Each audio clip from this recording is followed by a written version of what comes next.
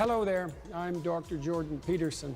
I'm a clinical psychologist, a professor emeritus at the University of Toronto, an author, a podcaster, public speaker, and today I'm surrounded by 25 atheists. 25 even. I was told it was 20. 25 E5. Boop boop.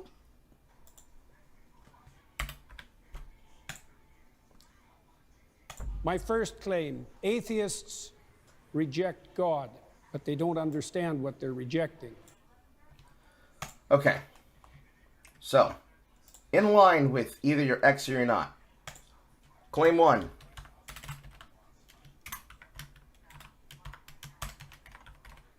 Atheists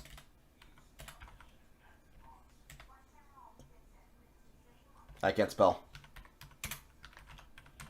Reject God, but they don't know what they're rejecting.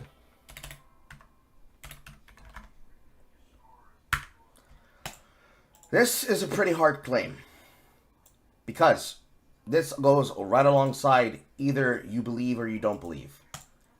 Very hard thing to say that people reject the concept of God, but they don't know what they're rejecting. Because what do you mean by this? Off the top of my head,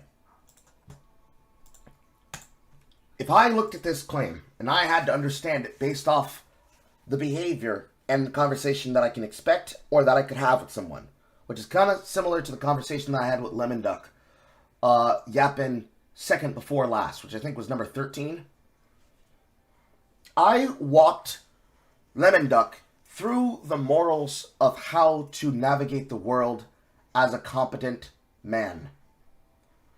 Man derives their desire to survive and create order upon the disorder and natural chaos of the world by utilizing their strength to make way for those behind them whom which they are protecting. In the simple sense, individualistically themselves, then to the family commune unit, their loved ones and their partner, their husband / wife / progeny, then to the community, if you want to get religious about the terms, the parish, the congregation, and then societally all of civilization, built off the back of men beating back the darkness, women creating and crafting and materializing culture in the light, and men keeping said evils of the world, danger, darkness, famine, hunger, war, tragedy, blah blah blah, by utilizing said strength.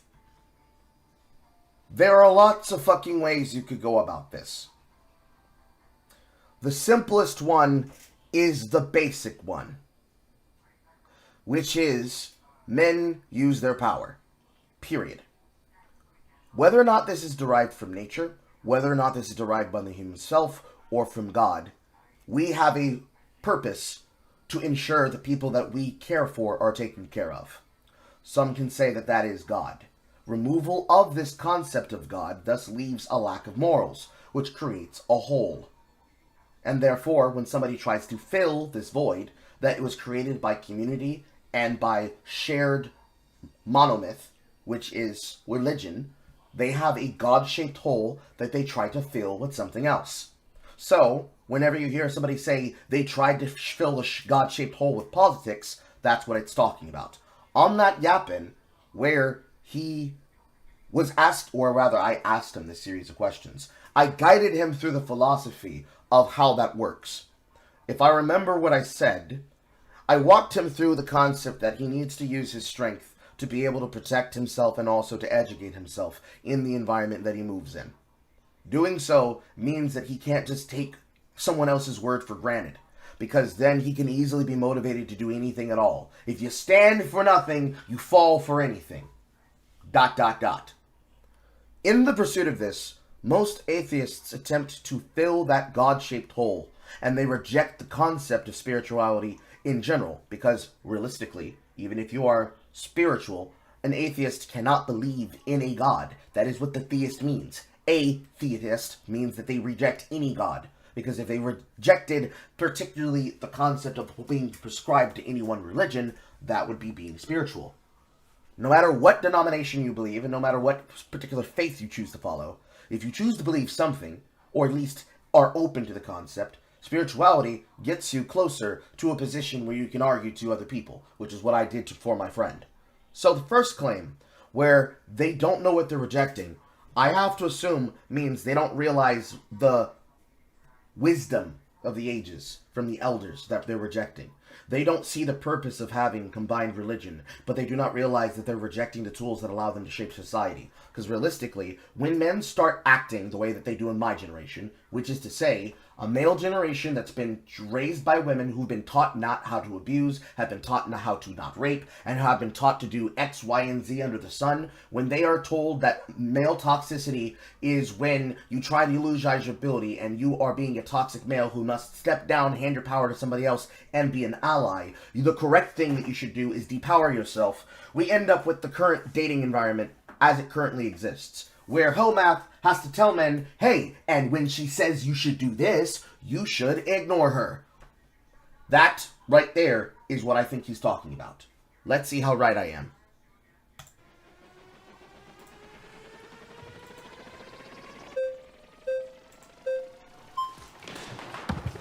Good afternoon, Dr. Peterson. How are you doing? So this claim here that atheists don't know what they're rejecting. My background is in studying to become a traditional Catholic priest, daily mass, daily rosary, going on long retreats, deep into the magisterium and biblical hermeneutics. Like, I was thoroughly in it. And it seems like I do know what I'm missing. Is there something that I missed over years of study, both this issue formally and living out religion so deeply? Well, you obviously feel that you... Okay. First guy's name, Cade. I am in Seminole. Is there something that I missed? Peterson.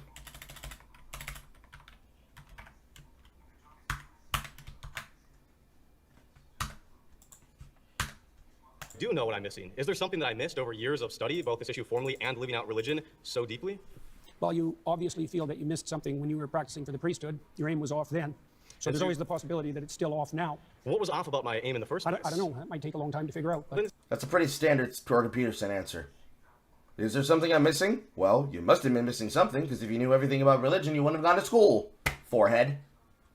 It seems kind of like this no true Scotsman type of fallacy in which you're the arbiter of people's aims and... He did it! He did the thing! They did the thing! These are the magic words! He said the magic words! how they understand those aims to be. How is it that you can claim that people don't know something that you know about their life despite not having met them?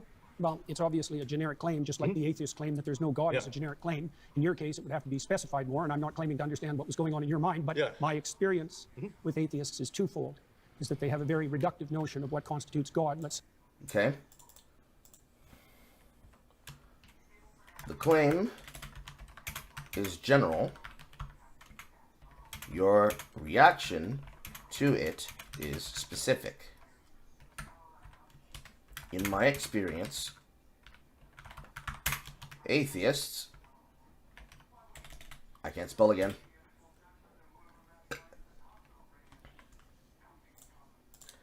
I hate you, dyslexia. Dyslexia, I hate you. I hate you, dyslexia. I hate you so much. Atheists behave. Well, it's obviously a generic claim, just like the atheist claim that there's no God is a generic claim. In your case, it would have to be specified more, and I'm not claiming to understand what was going on in your mind, but my experience with atheists is twofold, is that they have a very reductive notion of what constitutes God, let's say in the Judeo-Christian tradition. Reductive notions of God?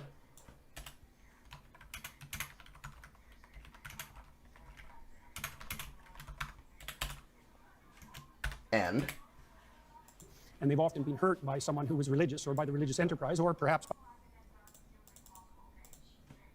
And reject religion wholesale because they were victimized by someone, by something, someone of the faith. I'm writing of the faith because usually when this happens, it's the accusation of, oh, I was a choir boy and I got touched by the by the cleric.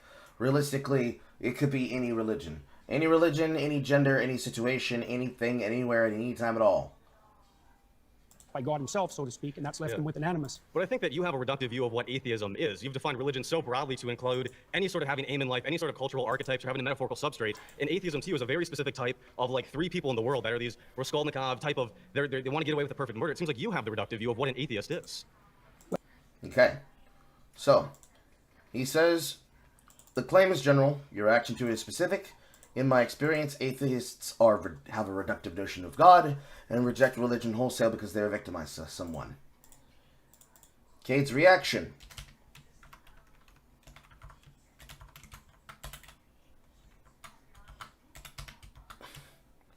But isn't your view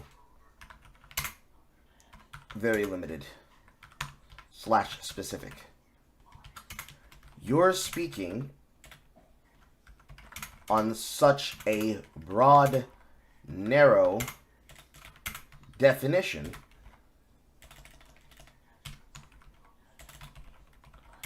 it's hard for you to rectify.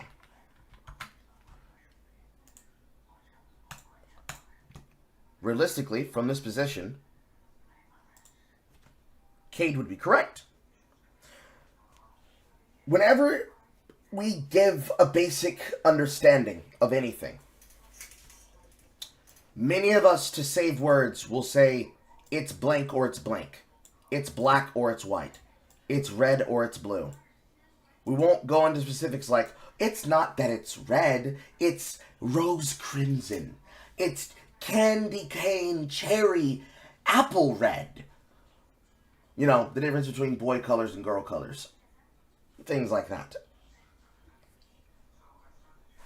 We don't try to nibble down on belief, okay? Realistically, what Cade is attempting to do here is actually 2 things. And now I'm about to do the thing. The first one that we need to be aware of is a Mott and Bailey, okay? Mott and Bailey's. Very basic, very simple concept. Basically, you have a Mott and you have a Bailey. The purpose of the Mott and Bailey is that you have to buttress an argument and a position. Whenever you come up with a concept and you want to understand whether or not you are or not doing this thing, you have to imagine your argument as a wooden keep on a hill overlooking a village with a moat and a drawbridge. Whenever you make a statement, you create the Mott and Bailey. The Mott, the lower level, harder to defend position, is it's blank or it's blank. Or having a stock phrase that then demands a proper response about the response. In this, I mean the claim that atheists reject God because they don't know they're rejecting implies that it must be specific to you.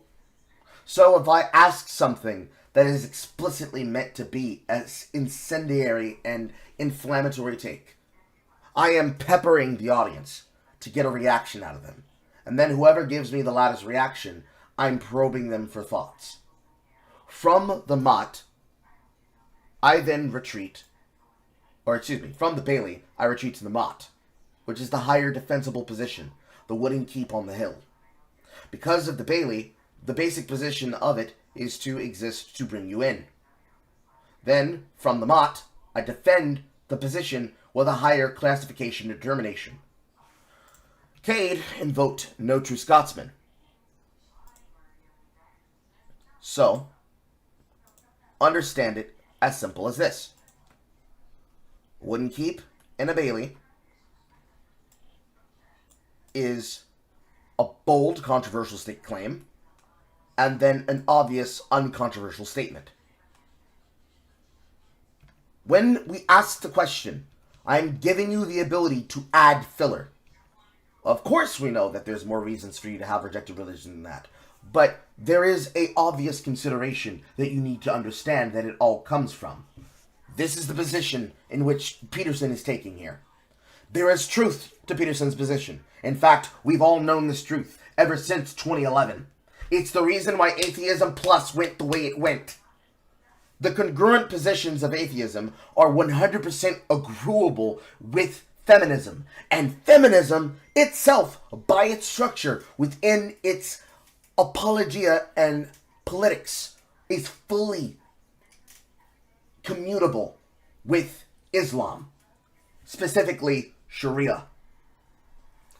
Because you have no positions that tell you why you should not believe in something, it easily falls for the positions that would be applicable to feminism.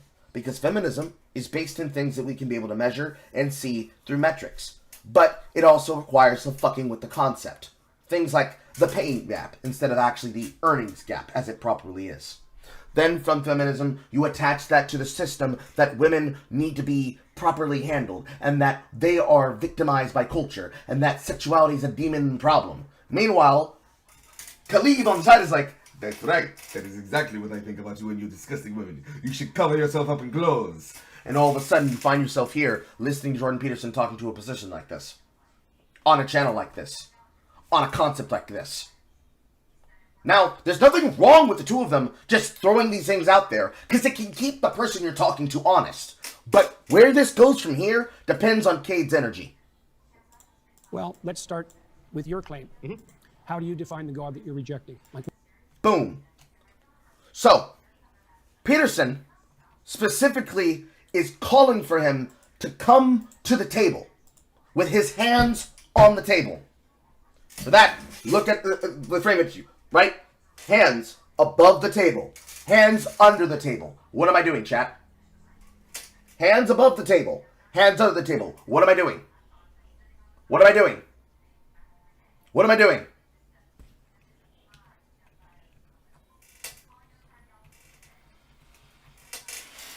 Anyone.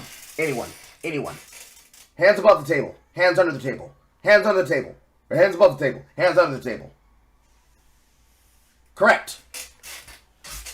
Both Yan and Jack are correct. Peterson asks this question specifically to then give the caveat of, okay, tell me your background. Let's play it again. You have the reductive view of what an atheist is. Well, let's start with your claim. How do you define the God that you're rejecting? So, he starts with the brooch. Cade responds with his retort. Peterson faints. Cade attempts to riposte. Carl is friend. Thank you. Not He is food. friend-shaped. Ouch. I'm something shaped. I'll read that after I'm done with my point. Peterson then revelates, fancy word for another type of sword flourish, and says, let's start with your position. So, he forces Cade to come to the conversation, not speaking around the air of a topic and a claim and a position with Amat and Bailey, while also, just get all the fucking fallacies here, because I feel it's going to happen, with no true Scotsman.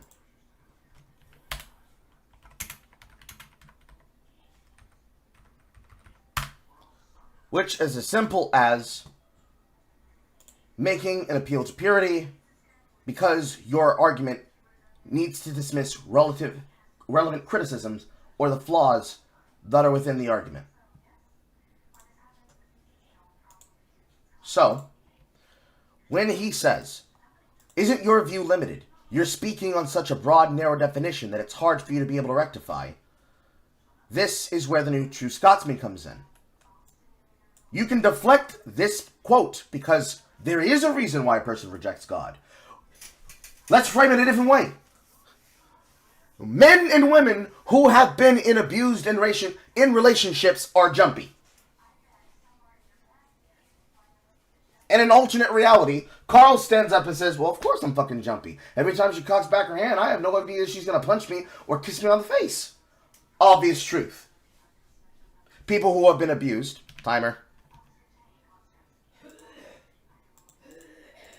Obvious truth. People who have been abused are going to naturally react from the position of fear. If I have no idea what's going to happen to me, I'm going to flinch. Because I flinch, see, you're just scared of being in power. Am I not allowed to be a victim? Just because you're a victim doesn't mean that all men are victims. Some men like to be abused, says the straw man.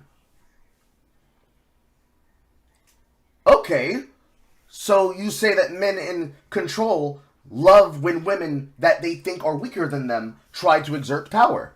Have you ever been victimized? What's your definition of what a strong man is? And then if given enough time to elucidate an argument, I can then pen how men who are perceived to be strong and willing and powerful in society, such as Terry Crews, or any other male actor within the last 10 years who's had to come forward in Hollywood and then suffer the consequences of not being allowed for roles because they said, oh yeah, I got sexually assaulted. I got sexually assaulted by a woman. I got sexually assaulted by a man. When they come forward and they are honest about their victimization, people then perceive them as not strong. He's not a strong man. Strong men don't get fucked in the ass. Meanwhile, what is the greatest meme that we all have in society that immediately allows us to derail on whether or not a person is considered good or weak? Butt sex, rape, in prison. We say it's such a common meme that it's a joke that we have all the time. And yet, it still begs the fucking question. So obviously, if you're going for this and this, you're putting your hands under the table. You're not actually addressing what I'm talking about, because of course, water is wet. But I want you to understand how when water is wet and you splash it on a conductor of electricity, you electrocute yourself because you create a short. Removing the truth is going to cause a short of an argument. The logic, it doesn't apply. It doesn't fold. That's why the Mott and Bailey exists.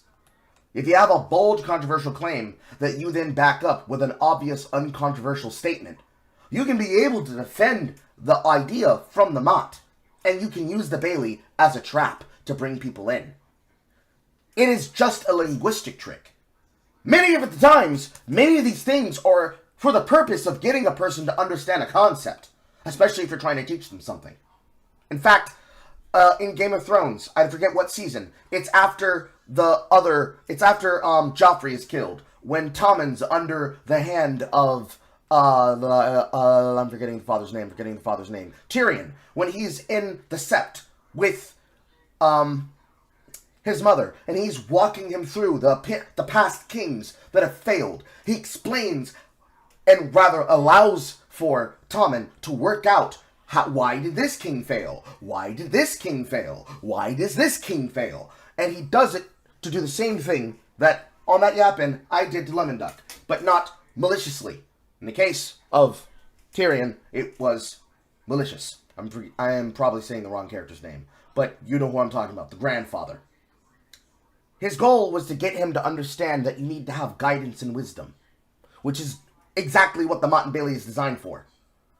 Because the Bailey is the least defensible position, it is also the easiest way to trap as many people in the logic hole as possible, to then force them to assail and think deeper with their thought. Usually, it's an uphill battle by design, because if they conquer the position, now they're king of the hill, and your argument has to fight back down from a worse position back up the hill.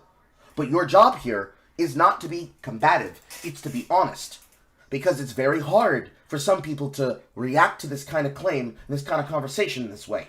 So instead, not to say that it's a power move, but one of the methods that you could call charisma on command is to instead allow the other person to define the position and then work from where they are. So you're from the Mott defending, or not necessarily defending, but talking through the concept of the Bailey. A person comes up with an aggressive claim, and instead, you diffuse tension and allow for actual conversation by forcing them to come to the table with their hands above the table and not under the table, and actually speak from an argumentative position where instead of trying to debunk you, they're actually conversing with you and sharing thoughts and ideas. Now, I need to write that down.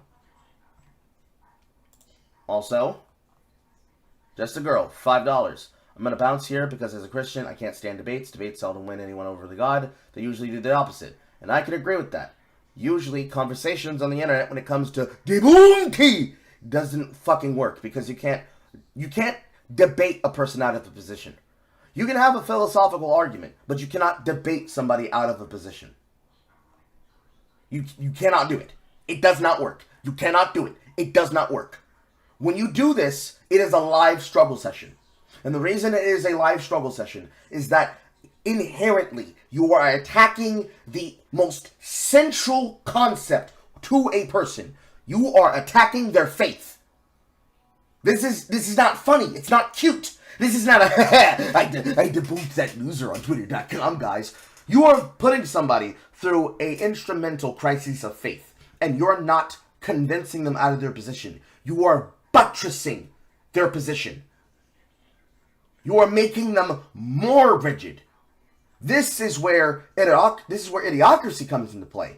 Because confidence and charisma on demand does not require you to become hard. It allows you to become soft, to become a fluid, to allow yourself to be liquid and form the shape of thought around the idea and materialize in its concept. Because, write this down, masculinity is not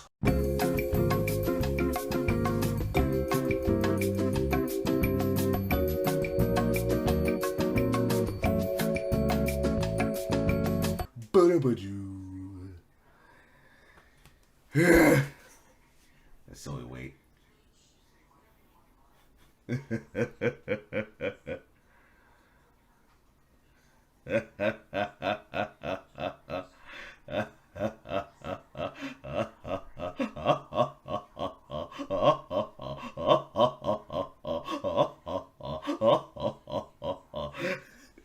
It's like a combination of Jubilee, Home Math, and whoever fucking internet grifter like is fucking watching. They saw me about to get to the concept of masculinity and said, "Stop that motherfucker right now!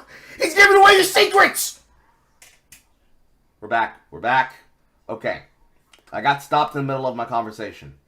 And man, we've been doing so well with internet connections, and all of a sudden, we've been getting taken down every now and again. I already know that Twitter is down right now. I don't know why this is happening. I have a feeling it's because I started using the Kit connection again. But I need to have other alternative places to have the recording in case I get yeeted on YouTube, the way that they like to do. Anyways, back to where I was. Masculinity is not aggression and a buttressed position based on annoyance of someone antagonizing you and perception and performance. Masculinity is the ability to face a concept and philosophy and a position, and when your masculinity is tested, that you are able to rectify the problems and the issues unflinching. Masculinity does not require you to be loud and abrasive and aggressive. It actually calls for you to be quiet and soft and taking your time. You do not become unbreakable like diamond. You become soft and wet too. Or rather, for those that are familiar with the phrase, you become like water. You are able to erode via the means of your softness. That's what masculinity is. Masculinity is not, I'm hard. Masculinity is language becoming of the situation. If a situation requires you to be stern because the person that you're dealing with only responds, keep this in mind. You gotta hear the whole thing, okay? You gotta hear the whole thing. That's why I don't have a timer on this part. You cannot think that masculinity means turn the other cheek. That's not what it means. The meek shall inherit the earth does not translate to the weak. The meek means the heroes. People with strength. Pulling from old Peterson, it means the men who become monsters. Men that wield their strength as a weapon and know when to use their sword and when to sheath their sword. Knowing the difference between a problem that requires force and a problem that requires approach and reach and understanding. Because sometimes not everybody responds to power. Sometimes not everybody responds to softness. Sometimes they only respond to softness. Sometimes they only respond to power. Recognizing the situation is what you are able to use to recognize that. And that goes for religion as well. You cannot argue somebody out of religion. You can convince them only if they are themselves a, quote, weak mind. A weak-minded person isn't a person who is weak. It is a person who is unsure of their positions. Because an unsure person is a malleable mind that, if they are not given the tools to defend themselves, can easily be controlled to do something. Period. Because some translations in certain types of faith would translate the word of meek as humble. Because, realistically, that also is masculinity. Masculinity is something that is humble. You know when to have confidence in your skill, but you also know when to be unsure of your skill. As I always say, the end of learning is the beginning of death. You can't know everything. So, going back to where we were before, we go back to here. Either you're blank or you're blank. Either you know it or you don't. Either you are this or you're not. No, it is as simple as I am this and everything else. I am strong and I am weak. I am smart and I can also be dumb. Or, to steal from Alex Jones, you be a little bit retarded. You can talk and you can be short with your words when needed. You can have a lot to say and you can have nothing at all to add. Period. That's sometimes how shit goes. That's how some problems get solved. That's how some situations you learn to navigate them. Because we are creatures that learn from habit. We deal with what we recognize. And when it comes to things like religion, going back to something Chat said, yeah, we all know what it feels like to be able to know it all. And God, Lord knows, a fucking atheist is a goddamn know-it-all. You learn so much about the physical religion and what it writes on the paper that they interpret the words in ways that they must be because the etymology of the word says that this is the proper root word of its origination, but they forget the culture that goes along with it, and thus the foibles that inform it. Period. And this shit's important. What is God to you? Now let's write this down. And atheism to you is a very specific type of like 3 people in the world that are these Raskolnikov type of, they want to get away with a perfect murder. It seems like you have the reductive view of what an atheist is. Well, let's start with your claim.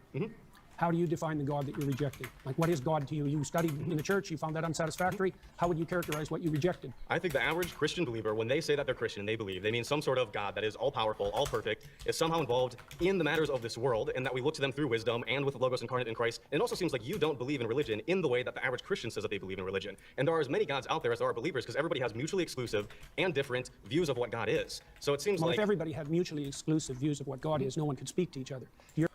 Okay. So Cade basically says the Godhead. All-seeing, all-knowing, all-feeling.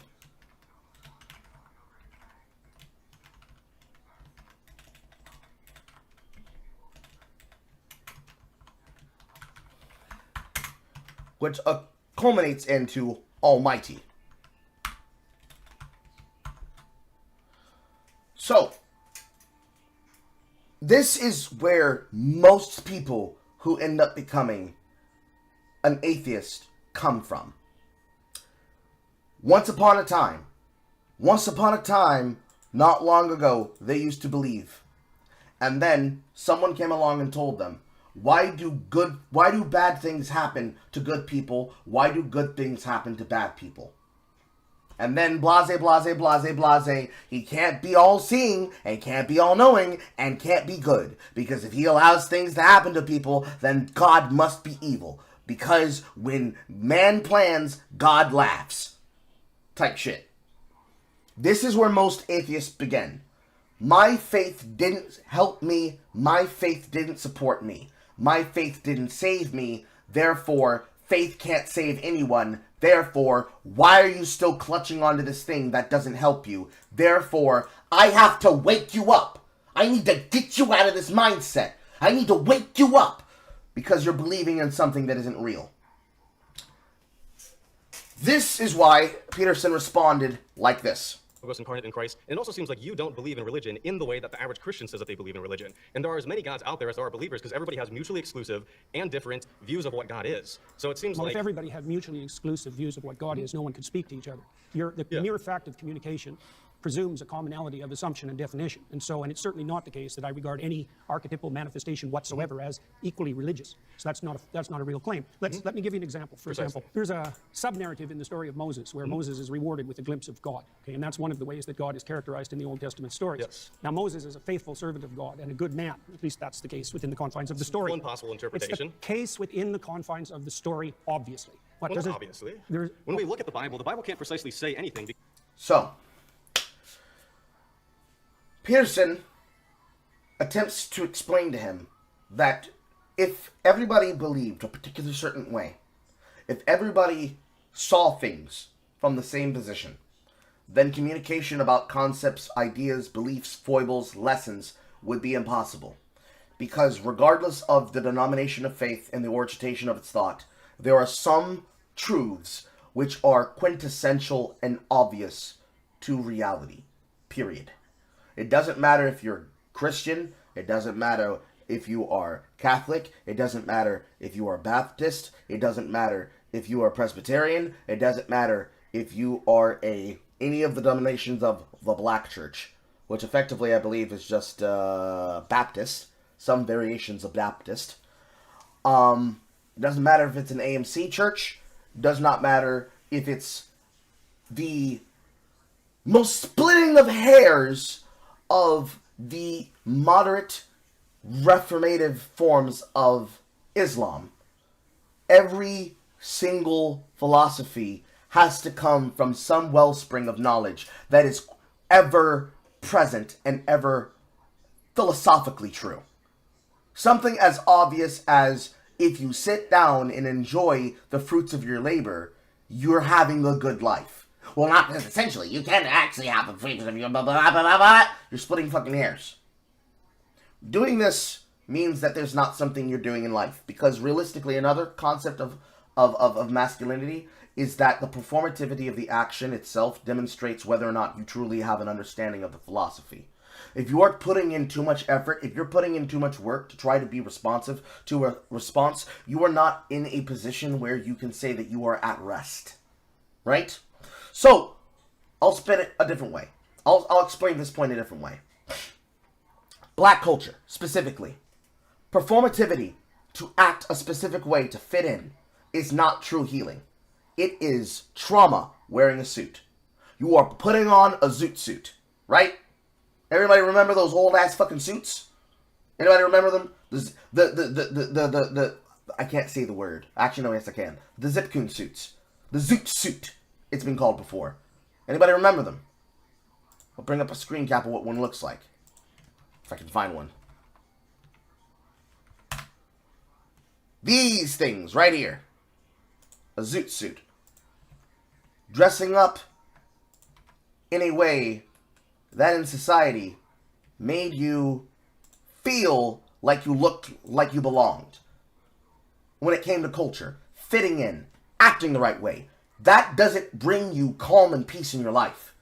If you're always wearing a suit and you are wearing your trauma as a performative example of how you deserve to fit in, you're not truly at a point of peace where you can say that you're masculine.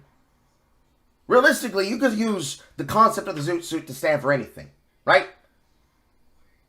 But that's the general logic of the concept. I've gone over my time. That's the general logic of the concept. If you're always wearing your religious trauma, your culture trauma, your colorism trauma, your class trauma, your caste trauma, your political harassment trauma as a zoot suit, you are not truly living in your truth. You are living in your trauma, and you're using it as a buttress and as an armor and as a shield to prove that it happened to you, rather than you have healed from it and that you know how to deal with it properly. Some way, somehow, Cade and his philosophy to approach the issue requires him to not have a conversation, but instead try to constantly attack some concept of the idea of the argument, and is backblasting both the argument himself his trauma, and Jordan Peterson all in one go. Let's watch it in full motion. Claim. Let me give you an example. For example, there's a sub-narrative in the story of Moses where Moses is rewarded with a glimpse of God. Okay, and that's one of the ways that God is characterized in the Old Testament stories. Yes. Now, Moses is a faithful servant of God and a good man. At least that's the case within the confines of the story. One possible interpretation. It's the case within the So, he tries to start laying out a point that he's making, right? He's doing, let's just call it on its face. He's doing the Carl. He's trying to give context so that you can understand where he's coming from. He's trying to explain that in the greater narrative of the story, and in the greater understanding of the point that he's trying to address, this is how this is usually defined in the context of the story. Before he's even done setting up the window dressing, he's already trying to move past it to then get dominance and control back into the conversation, to then dominate Peterson again, period. Because another concept of debates, the one who's talking the most must be the person who's winning. This is just not true, right? You get two men, you get two women who are in a room yapping. And somehow, the person who talks the most must be dominant. Because we as people in society understand the person who's talking is considered someone who could be teaching and educating. And the one who's listening is the one who has no responses to give because they have no retort to what's being said. But that's not the case. Because there's a difference between listening and waiting to speak. Cade can't wait. He can't even wait. And therein lies part of Cade's problem. Somewhere, somehow, whether it be because there's a camera or because he knows it's going to be recorded for content, Cade's being performative. You could even also factor in the fact that it's the Jordan Peterson. When is he ever going to get this chance again? Shit like this is why half the time content creators can't fuck with other people. Half the time this is why that happens. Whenever somebody hears me and sees me get onto my trend and say shit about why something like content creation can be hard, it's this right here. It's this right here. We hate this. Not the interaction, not the engagement, but the need to absorb time.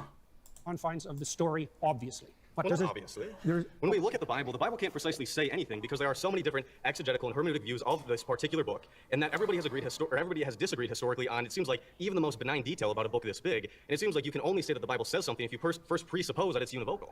So your claim essentially is that Moses in the Old Testament plays the role of a villain or is irrelevant? Because the alternative claim I'm is saying that that we he's can't good. know, because we can't talk to those authors. If you are going to start with the presupposition that there's nothing I can say about any of these stories that you're not going to disagree with from the perspective that there are multiple potential competing claims, then I can't speak with you. So And you we have also have a short time here, so I'm... So, basically, what Peterson does here, which is why I swapped through this, that's why I did the wavy lines, is that Peterson is attempting to cut him off at the pass. Not to stop conversation, but to start conversation. He is trying to get Cade to be receptive. Cade does not want to have the conversation. He wants to say there is no proper definition, there's no proper definitive answer as an appeal to purity. We can't go back and talk to the authors that wrote the Bible. Therefore, why are we even here? What are we talking about, bro? Bro, what's bro yapping about? What's bro yapping about? It's useless. And equally, because they are not willing to engage, the response and the attraction itself is also useless.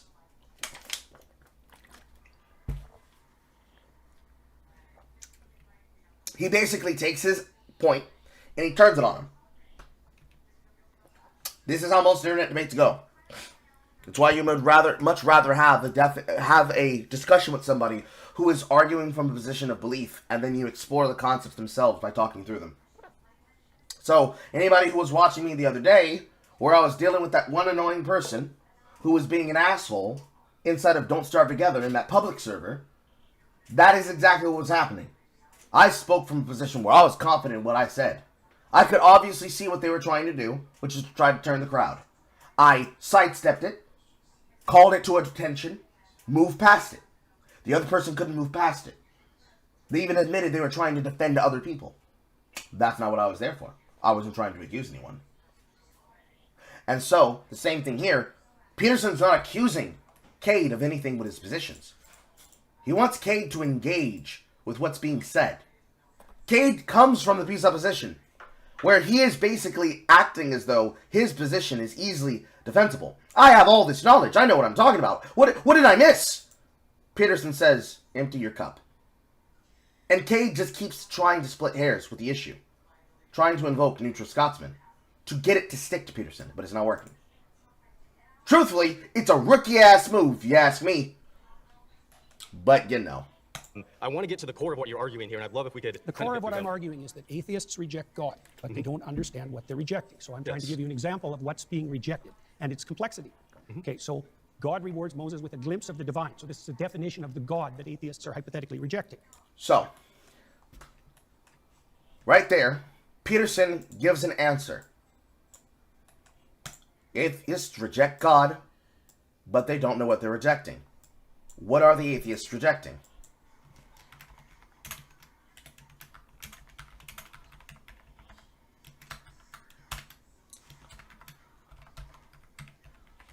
Complexity. The core of what I'm that atheists reject God, but they don't understand what they're rejecting. So I'm trying to give you an example of what's being rejected and its complexity. So, just like how I did for Lemon Duck, Peterson is doing for Cade. Cade wants to debate about something that's not the point that Jordan's making. So Jordan gets him back to understand, I want you to think about this thing. Stop trying to fight me. Think. Okay, so God rewards Moses with a glimpse of the divine. So this is a definition of the God that atheists are hypothetically rejecting. A possible one. I said ah, Yeah. I didn't say the. I know. said ah. That Right. is possible, yes. Okay, so despite the fact that Moses is a stellar character and he's had a long and difficult life and can withstand a lot of difficulty and travail, God puts him between two cliffs. So he can just see a crack of what's in front of him. And when God walks by, he allows him to see his back. Okay, so the implication of that story is that the divine is fundamentally unknowable. It's a pinnacle experience, and that people in their finitude have to be shielded from a comprehensive vision of the basis of reality. Well, that's not the God that's defined in that manner, right? It's not a simple personification. It's not a simple old man in the sky. It's something that, in its essence, is unknowable and overwhelming.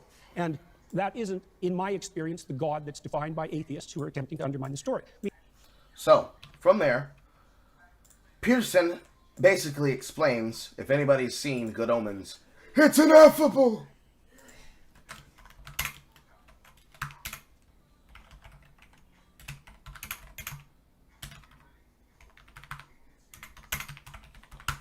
God is unknowable to a degree of sanity. If somehow you were to truly comprehend the concepts of the world, you turn into All-Star Superman, Lex Luthor. Anybody who knows what I'm talking about, you should know this clip, and if you don't, I'm going to show it to you real quick. Real quick. Are you okay? Better than okay.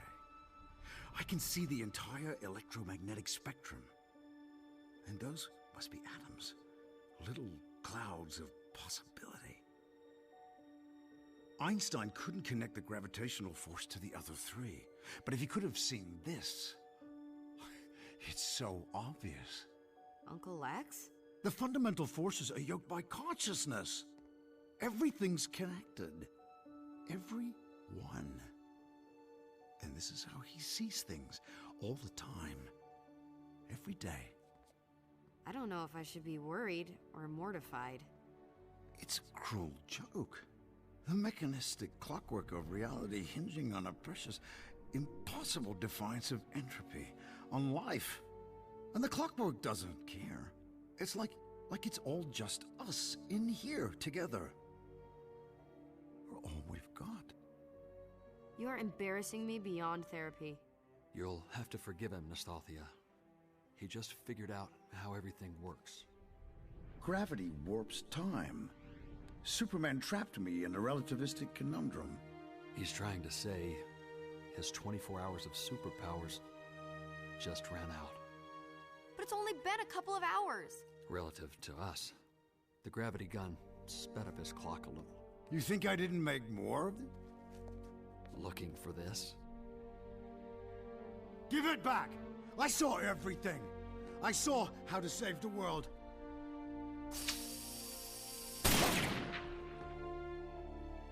I could have made everyone see.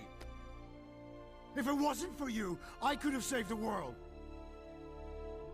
If it had mattered to you, Luthor, you could have saved the world years ago. You're right.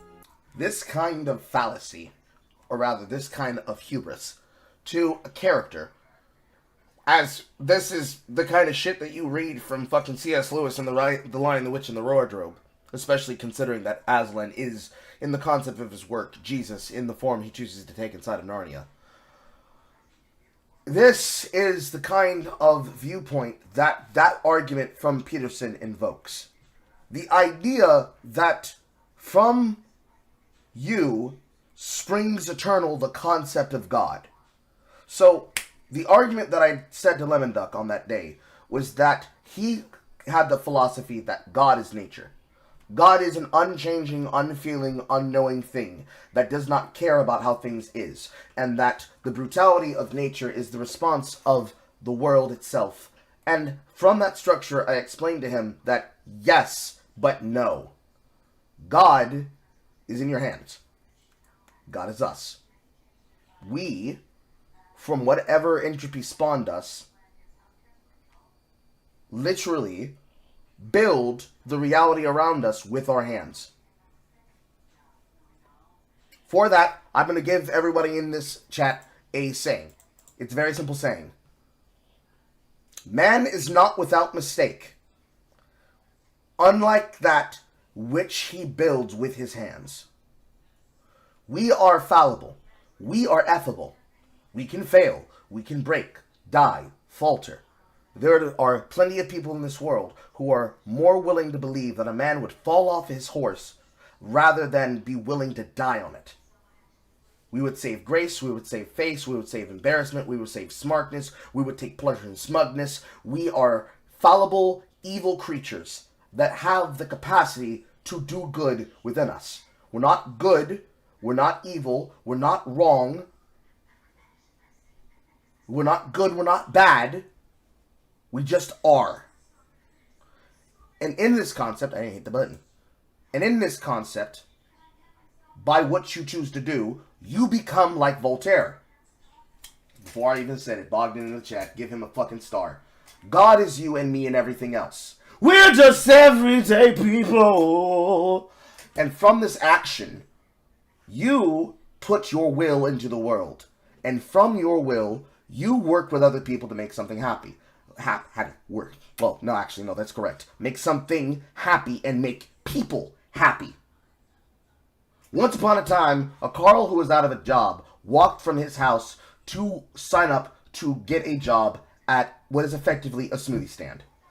And for 6 to 10 hours a day, from the ass crack of dawn until I got off at 5 in the sweltering heat, where I then walked back to my house, it was my job to solve problems as people tried to decide what kind of fucking smoothie from Smoothie King they wanted to buy and they wanted to drink.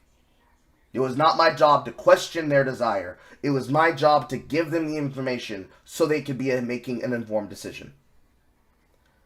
From this concept, if God is the God of smoothies that divines into my head the recipes of everything I need to make and blend, and what certain flavors go with what, it is on me to now know my job to then do my part in that role in society.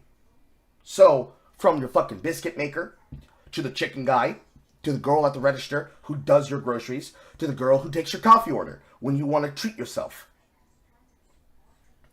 When you find yourself in a position like this, where you are rejecting the concept out of hand because you refuse to get down to the point of complexity, when you reject it in the sake of, too many words, you're too long-winded, you are failing to understand that you are rejecting complexity. You want simplicity. You want things wrapped up in a bouquet and a bow, and we cannot do that for each other without understanding where we're coming from. You have to be able to meet each other halfway.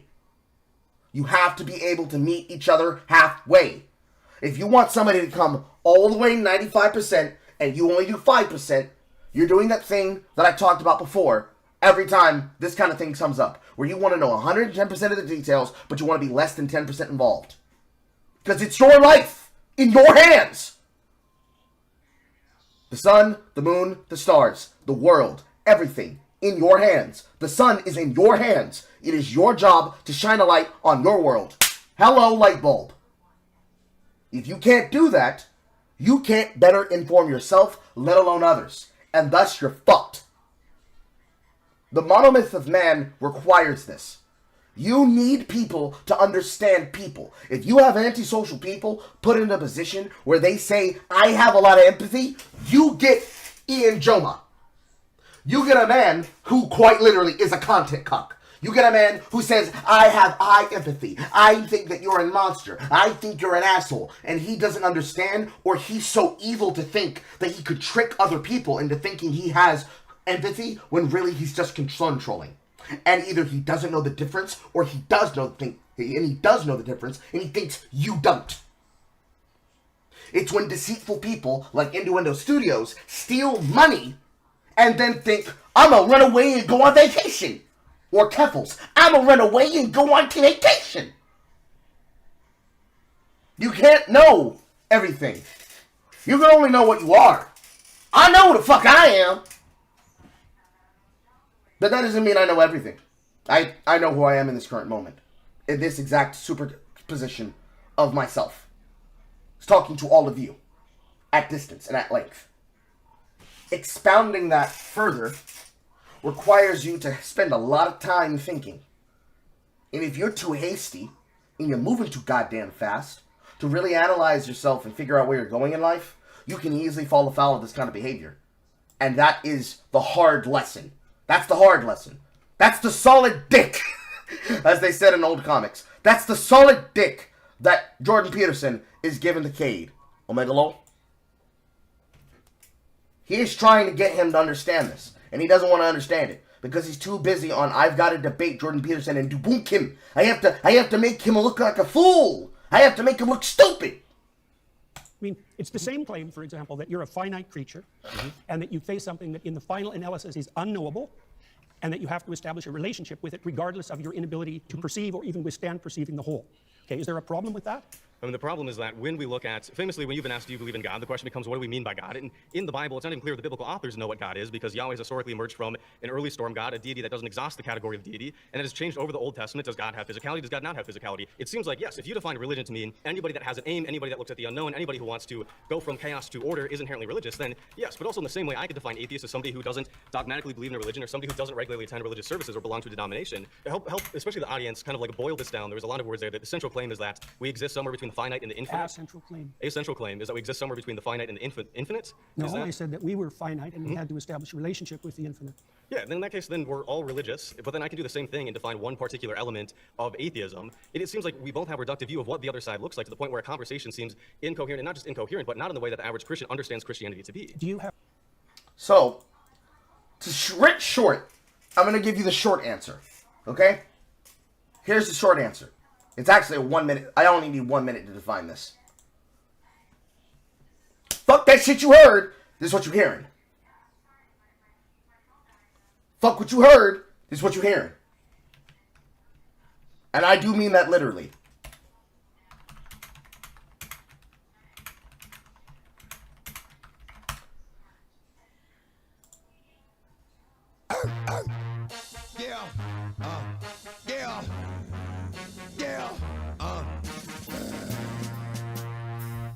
Don't get it twisted. This rap shit is mine, motherfuckers. Fucking game. Fuck what you heard. It's what you hearing. I'm not joking. From the grave, DMX, Earl Jones, giving fucking gospel. God is not what you heard. It's what you're hearing. If you imply your action, I went over a minute. If you imply force, and the force pushes back, that's God. It doesn't matter how you define it. It is ineffable. But you'll know it when you see it, and when you feel it. When you push, and something else pushes back, when you're trying to understand yourself, when you're trying to work through your deepest, darkest emotions, when you're trying to communicate something, and you find yourself coming to emotional blows, when you can feel tears, get misty-eyed, that's God. God is not so much emotions, it is the evocative sense of emotion. And you have to understand that it's literally the waft. Another way that I can describe this, it's the taste. It's the memory of the taste of banana. Has anybody ever had banana? You ever had a banana taffy? You ever tasted anything that's ever banana flavored? And you know how it doesn't taste like banana? It tastes like the idea of banana. God is the memory of the smell of the taste of banana. You, in your mind, know what a banana smells like, looks like, and tastes like. Yes, I'm asking you to imagine the banana. But you also remember what a freshly cut banana smells like, right? If you niggle down on what you're talking about, someone trying to get you to understand something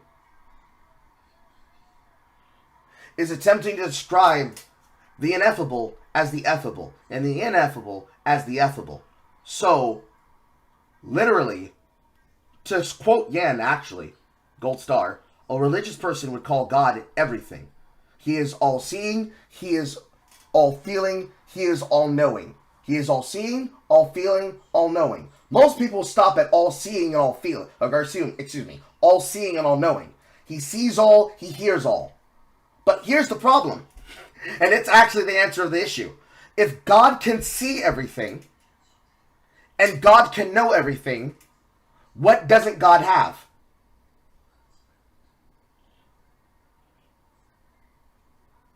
Can anybody guess?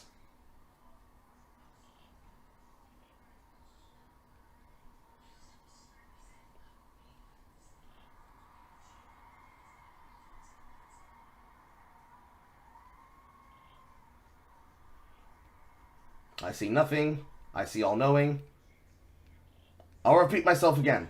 If God is all-seeing and God is all-knowing, what doesn't God have? Smiling magician is the closest. It's not free will. What I'm doing with my fingers is a hint.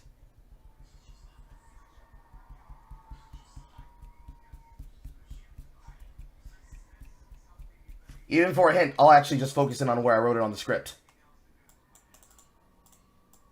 What is he missing? Feeling! Thank you, Bogdan. God is all-seeing, all-knowing, all-feeling. You can't connect to something that you're not feeling. So, in order to understand people, you have to make a connection with them. What did I say earlier? You have to meet people halfway. You can't meet someone who you're avoiding. If God is all-seeing and all-powerful, he can see everything, he can know everything, but he doesn't know you! The prescription, back here. He calls them a no-Scotsman fallacy. Your viewpoint is limited. You're speaking on such a broad, narrow view. He asks him, what do you define as God? And Cade's answer effectively minds down to all-seeing, all-knowing, all-feeling, almighty. He knows all, he sees all, he feels all, he is all. And that's not what God must be, because God is a wrathful, spiteful monster that lies within the grapes of wrath in the hands of an angry God. But that can't be the case, because if God is all of us, and we are all God, and we are all a connection, in so far that society functions without the need of religion, spirituality that connects us through belief and faith requires you to lean in, not pull away. So you are missing complexity. And the complexity of the sensation is that if you can't see, you're blind. If you can't hear, you're deaf. If you can't feel, you are unempathetic. You don't care. Hence, why do good things happen to bad people? Why do bad things happen to good people? Does God not care about us? No. You could see those as forms of tests. Things happen. You get tested. Your faith gets tested. Your philosophy gets tested. Your approach gets tested. Remember what I said before. God isn't what you heard. It's what you're hearing. It's not what you are doing. It's what you've done while you're doing it. God does not care. No philosophy of belief, no philosophy of character, which is what the foible's meant for, cares about who you are in the dark. Although, that's what most foibles and that's what most beliefs would tell you. Most beliefs would tell you that God cares who you are in the dark. I care who I am in the dark. I'm not taking this Faustian bargain because I know who I am and I know I'm not the kind of person who does it. That's not what it's for. God does not care who you are in the dark. God cares who you are at 6:15 on Tuesdays, every Tuesday. I'm going to say it again.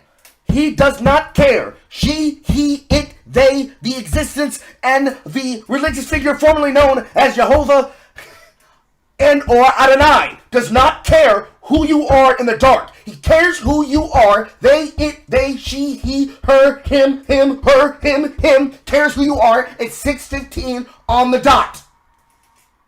It doesn't matter what you're doing at 6:15. In other words, it doesn't matter that you make the right decision because you recognize it as the optimal choice you should make. It matters who you are consistently every time you face adversity. Because if masculinity is masculinity tested and found not wanting, unflinching, then that means you have to be able to meet the challenge and understand yourself from where you live, from your standpoint.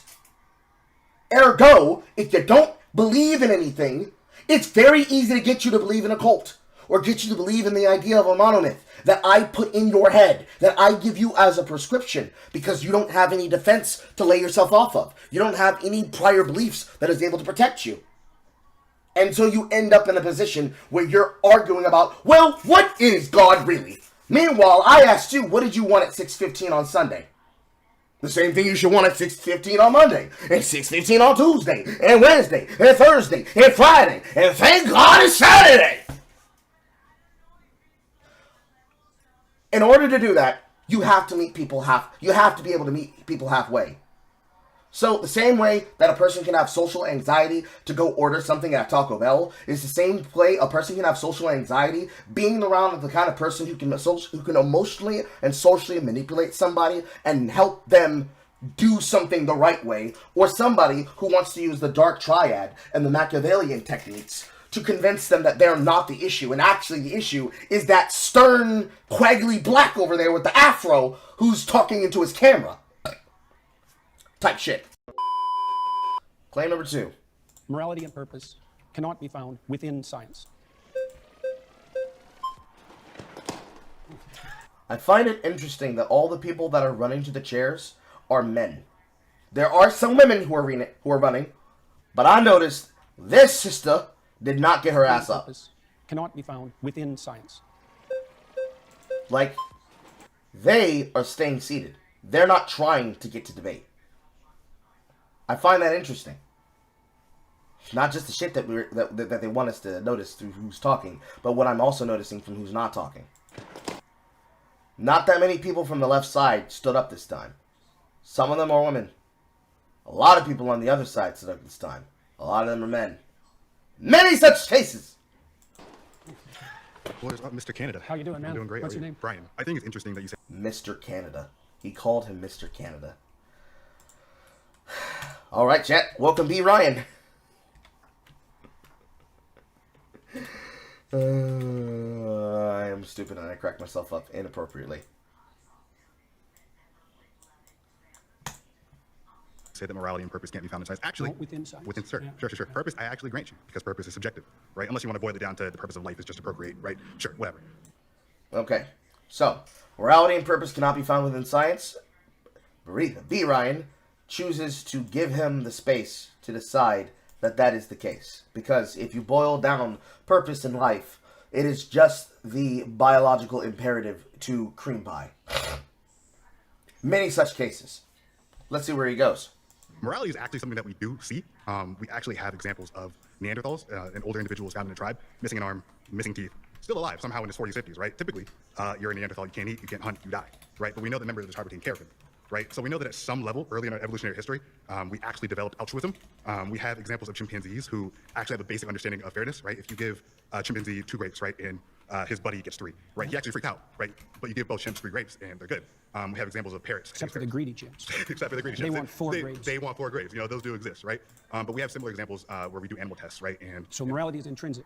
I think. So it precedes science. I think that actually right? a better way to define it would be that social animals, which we are, right, require some level of morality or. Into what? I'm not disagreeing. Sure. Why do they require that? Because it's the only way that social groups can actually survive, right? That's my point with regards to science. Thank you very much. Is that? I'm out.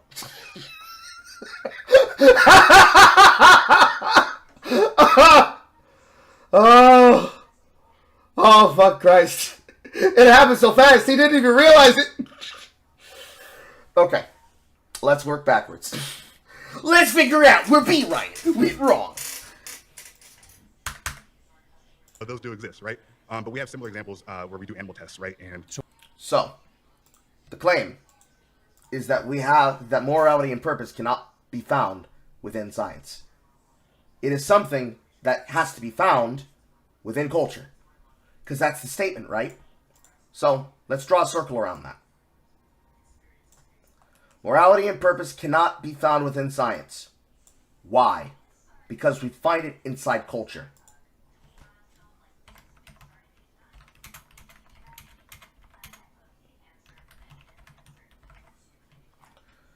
I probably made this too big.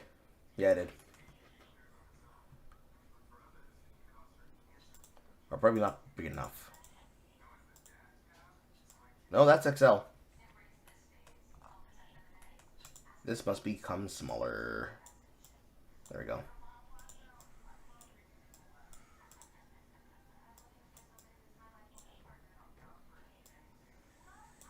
It cannot be found within science because it's found within socialization.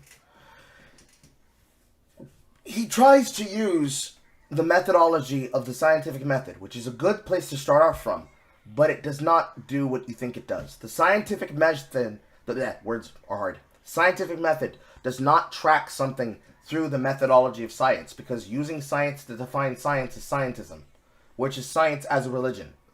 Trusting the science of the science does not provide you with the knowledge of why you cannot find morality and purpose inside of science.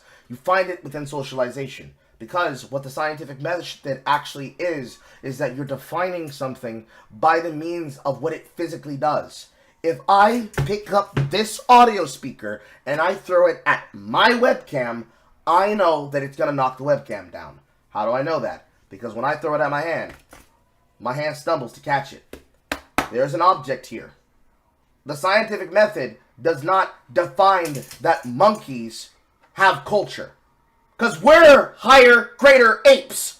No shit, Sherlock! This is where he went wrong. Scientific method does not prove things with science that you can find somehow through a repository of experience. Which is to say, if I play 1,000 hands of Balatro, if I play a roguelike 1,000 times, every single one of those 1,000 generations are different.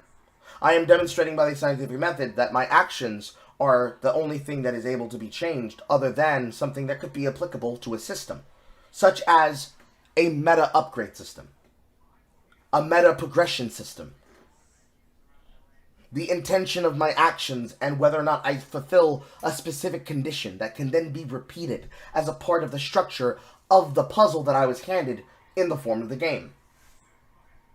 The derivement and the perception of the position requires induction, and the induction and thus the presupposition is what is it coming from. It's not being found in science because science can't measure morality. It can't measure purpose. Purpose is defined by the observer. Who is the observer? Us, we. How do we define its observance? The action that is derived from something that comes from interconnection. So he ran into a fucking rake. It's crazy. It's crazy. It's crazy. It's crazy. So morality is intrinsic. I think So it precedes science. I think that actually right? a better way to define it would be that social animals, which we are, right, Yep. require some level of morality or Into what? I'm not disagreeing. Sure. Why do they require that? because it's the only way that social groups can actually survive, right? That's my point with Sure. regards to science. Thank you very much. Is that Precisely the point that you just made, that science has to exist within a moral framework that isn't in itself scientific. how's that not scientific? Well, because it's not derived from the scientific process, as you just It indicated. doesn't by need to pointing reference the scientific process. Well, It's just the fact hang on a that second. we are social animals and we need that to exist as a group. I right? agree, but Sure. you pointed to the morality of Neanderthals, to the morality of chimpanzees. They didn't derive that from science. They don't need to. That's not That's how that my works. point. Science explains it. No, science doesn't explain morality. It doesn't explain how social animals would need to be. Well, that's a altruistic. complicated question. But we see it though.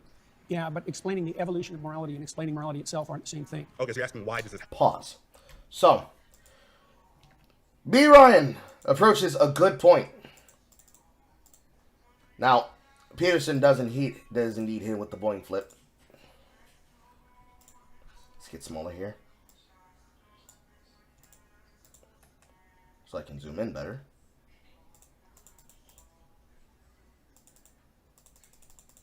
Wait, I'm zoomed out way too much.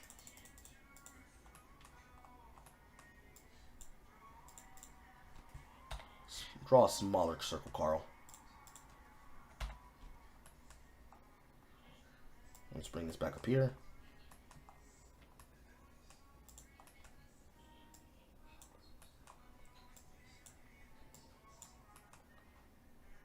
And a smaller circle. And a W. There we go. Okay. B. Ryan says we find it in societies and animals. Peterson says exactamundo. Then he said something interesting.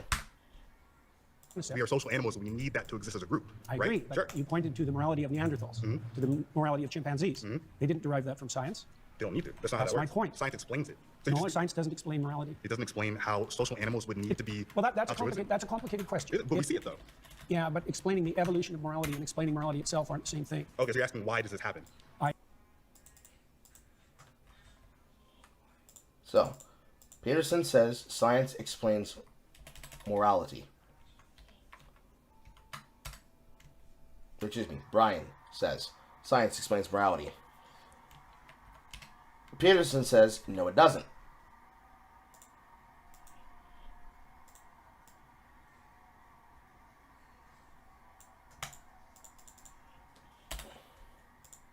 He says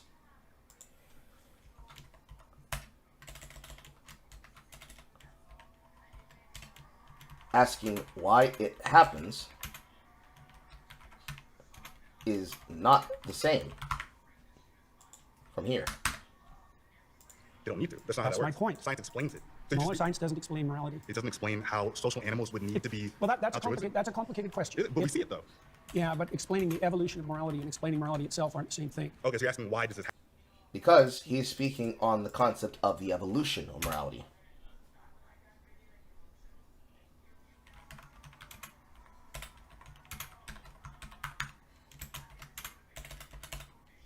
Because he defines it as having evolved and evolving. Which brings us to an interesting concept. If the morality of a person is developed, and it is, because morality does not exist when you're inherently a creature. Why don't watching my child crawl all over start to get at her breasts. A child does not get born with morality. We teach it into them.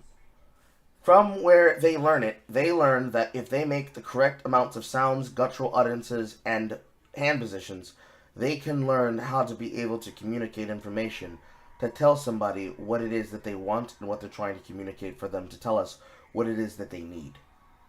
So, that is developed over time. Because obviously, you can watch a child go from a toddler to an adult, and they will have learned things. They'll have learned speech. They'll have learned complex hand movements and eye coordination. They will be able to retain and use information, not just for the purposes of learning and regurgitation, but for the purposes of adaptation to solve higher critical thinking skills of complex issues. This is not the same thing as understanding morality and purpose being found within science, because the evolving action does not describe it and does not reveal it either. You're just noticing a pattern, which is why the scientific method does not work for it. You're just pattern recognizing. If you pattern recognize yourself into believing that you understand morality, you're going to get fucked over when you realize that the pattern is not consistent. So, it doesn't help. And that's why culture and religion form the philosophy. Gold star to Wanwick. Happen. Yes, that's more accurate. Because we're social animals. Yeah, but there's more to it than that. Is there? Sure. For example, so we're moral animals that have a sense of the future. Sure. Okay, that makes us unique, and that structures our morality. No, actually, there are other animals that can predict the future. Or Not predict really. the future. No, tigers. Actually, there was a tiger at the SF Zoo that killed somebody. And so Hunting actually, animals. Lord have mercy. We are a unique creature that have the ability to have some prescience of thought to plan future sight for our actions. No, actually, one time, there was this tiger that killed a guy. What Peterson means when he means this and says this is he is attempting to say, we, as humans, plan for the future in a way in which animals do not plan for the future. We have the ability to manipulate our environment to be able to control the nature around us.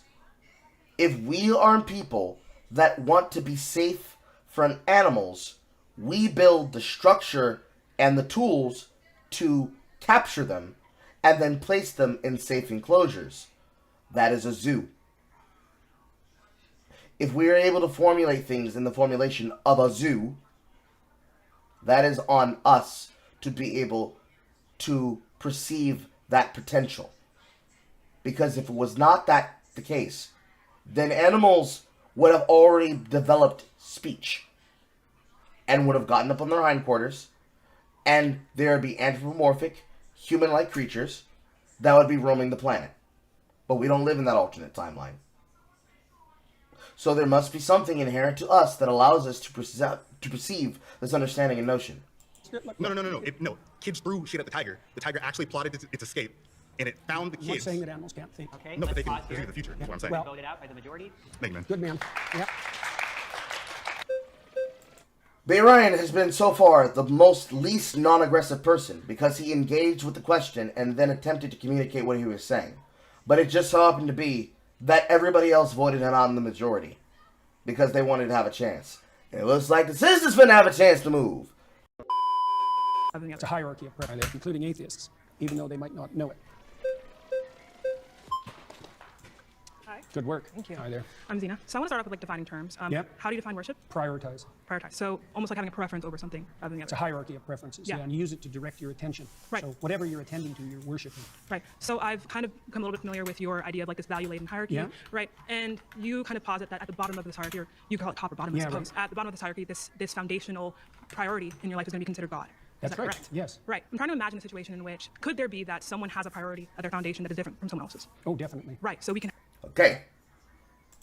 So far, she is working off of knowledge that is already understood about Peterson. She understands the concept of the definitional and structural beliefs that when you mine down to the basis of a person's concepts of worship and their preferences, that there is a base level preference that they have. And ultimately has understood that there is possible for a person to have a different type of preference and therefore a different form of focus of worship than others do. This is good. See, as soon as we put the minority is... I'm joking. I am joking. But am I? I'm joking. Zina, so far, has approached this with the best energy in the beginning. This is good. She's building off a structure of things that Peterson already understands and believes, and is communicating the concept. So, everybody worships something, including atheists, even if they might not know it. How do you define worship in this claim? A hierarchy of preferences. Everybody prefers a hierarchy of things, including atheists, even if they might not know it. Okay, is it possible for me to prefer something different than you? because she starts out by defining her terms. And his answer in the straight positive affirmative is yes. So let's see where this goes. Can have different conceptions of God. That's why we fight. Right. So essentially, Is it possible for us to have different perceptions of God and different conceptions of God?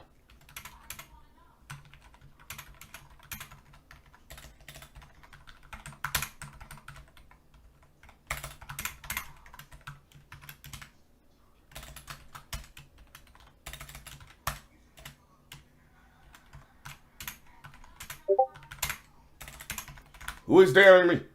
It's why we fight. This could be as simple as basic shit like the Tower of Babel and other things like this. The differences between you and I are the places where we have and have not, and we meet differently.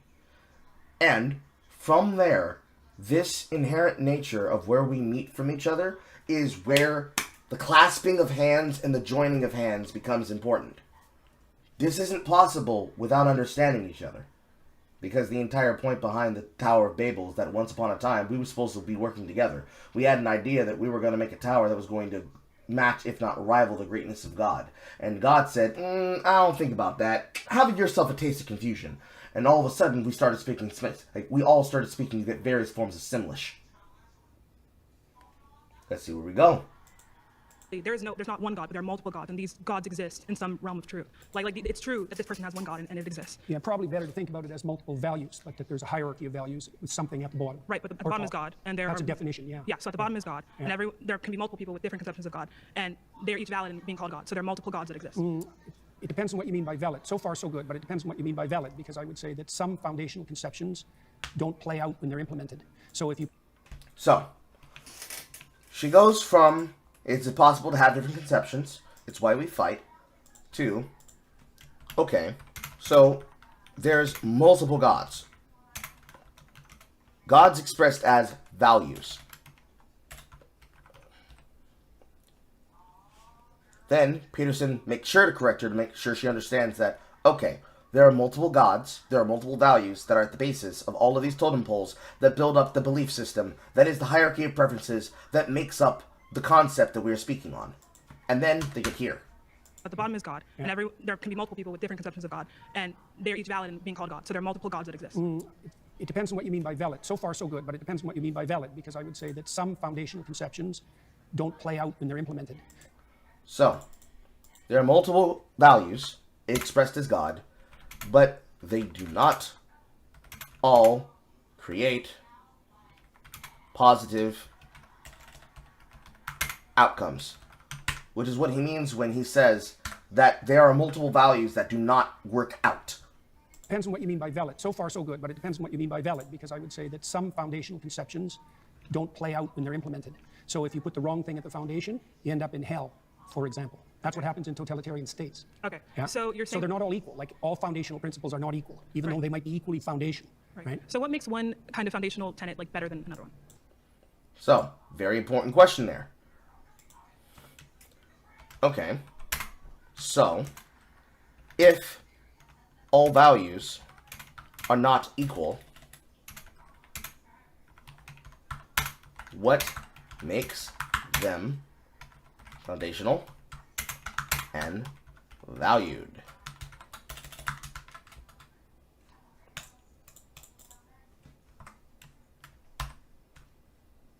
That's an excellent... Foundational principles are not equal, even though they might be equally foundational. Right? So what makes one kind of foundational tenet like better than another one? That's an excellent question. Iterability. Imagine that you play a game with someone and you're a kid, and it's fun. So then you play again. Here we go. We're getting into game theory.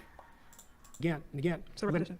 It's playability across multiple iterations. So then you have a friend. And a friend is better than having a game. So, right? So that's one.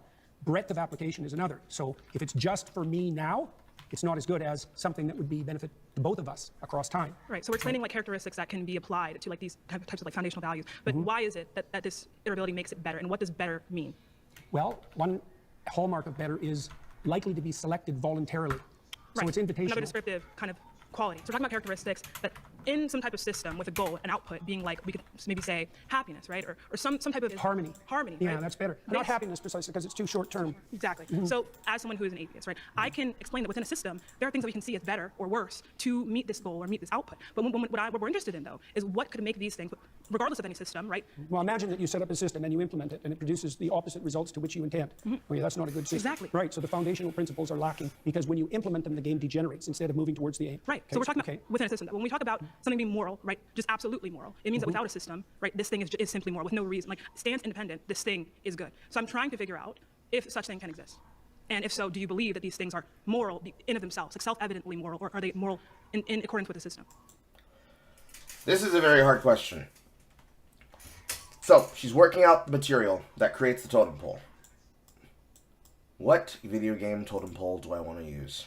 I'm leaning in the direction of Sonic. Let's go Sonic mode.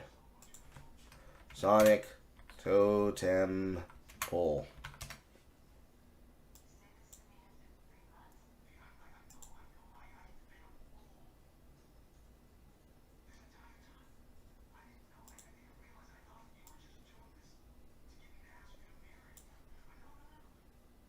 Why is it so hard to find a picture of the totem pole?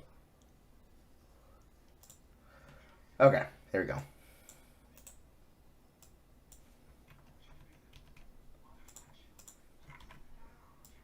So,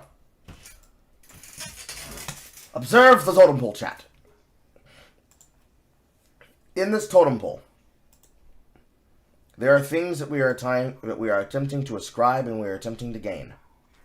We want the ability to argue for this totem pole, and that this totem pole be useful for the purposes that we wish to ascribe it for. Let me clean this up a little bit bigger, or a little better. This is a little bit too big. That's big enough. There we go. Observe the totem pole, chat. Is the totem pole capable of being moral in and of itself without invocation on behalf of somebody else? Are you able to make this totem pole meaningful, useful, and viable for the system of opportunity that is provided to everybody else, so that one can be able to survive based on the system of objectable belief you are attempting to work off of? Inherently, the answer is no. Because the totem pole isn't moral, it's the foundation that makes it moral. So whatever is down here supports everything going upwards. If this is replicability, and this is irritability, and this is willingness to be chosen, is there something even more foundational underneath? And this is where game theory comes into play. Because game theory says that you want something that is core to this working. Because without this, the totem pole does not function. I can't define them any more accurately than I already did, really. Okay. In regards to morality, when we talk about the divine, when we talk about God and religion, these moral tenets and religion, right, and God exist as good because it is God, right? So it's self-evident, right? Without any kind of goal or output, this thing is good. So I want to figure out how... There's an element of that that's true. So, for example, in the story of Job, Job is unfairly tortured in consequence of a bet between God and Satan. So Job is emblematic of someone who's being hurt for no apparent reason. Okay, so Job's response to that is that he refuses to lose faith in himself, and he refuses to lose faith in the ultimate goodness of being. Okay, and those are axiomatic decisions. They're not exactly evidence dependent because he is suffering. There's an arbitrariness in that that's reminiscent of what you claim. So, right here, ironically enough, it was the sister. Zina was able to achieve the attempt of points that were being argued back here by him, by Brian. So, morality does not come from science. It only comes from God. Because when you define the worship, your hierarchy of preferences is what defines God. If I worship the god of hunger, and I carve God from the wood of my hunger, and what I believe in is I'm better than you, and I'm going to prove it to everybody, and I'm going to make sure everybody's watching, what do I worship? Do not say a leadhead. If I worship something from the god of my hunger, I worship sacrosanctumly myself and my ego in myself. Because totems, to answer V-Lover's question, they do not just exist because someone else created it. It comes from a philosophy where you are learning by choice, axiomatically. So this is what she's asking. Because if I decide I worship the god of money,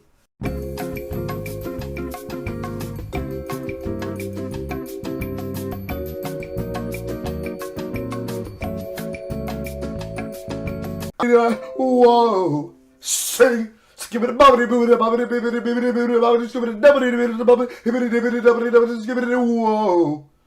sing, say whoa. Sing, skip it,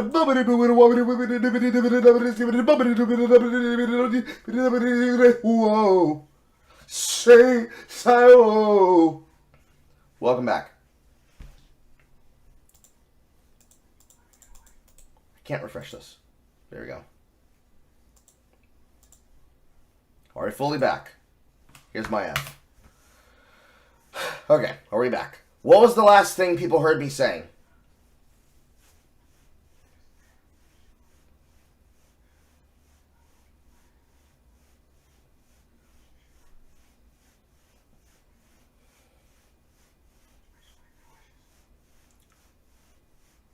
But I'm pretty sure the last thing you should have heard was me talking about the god of hunger.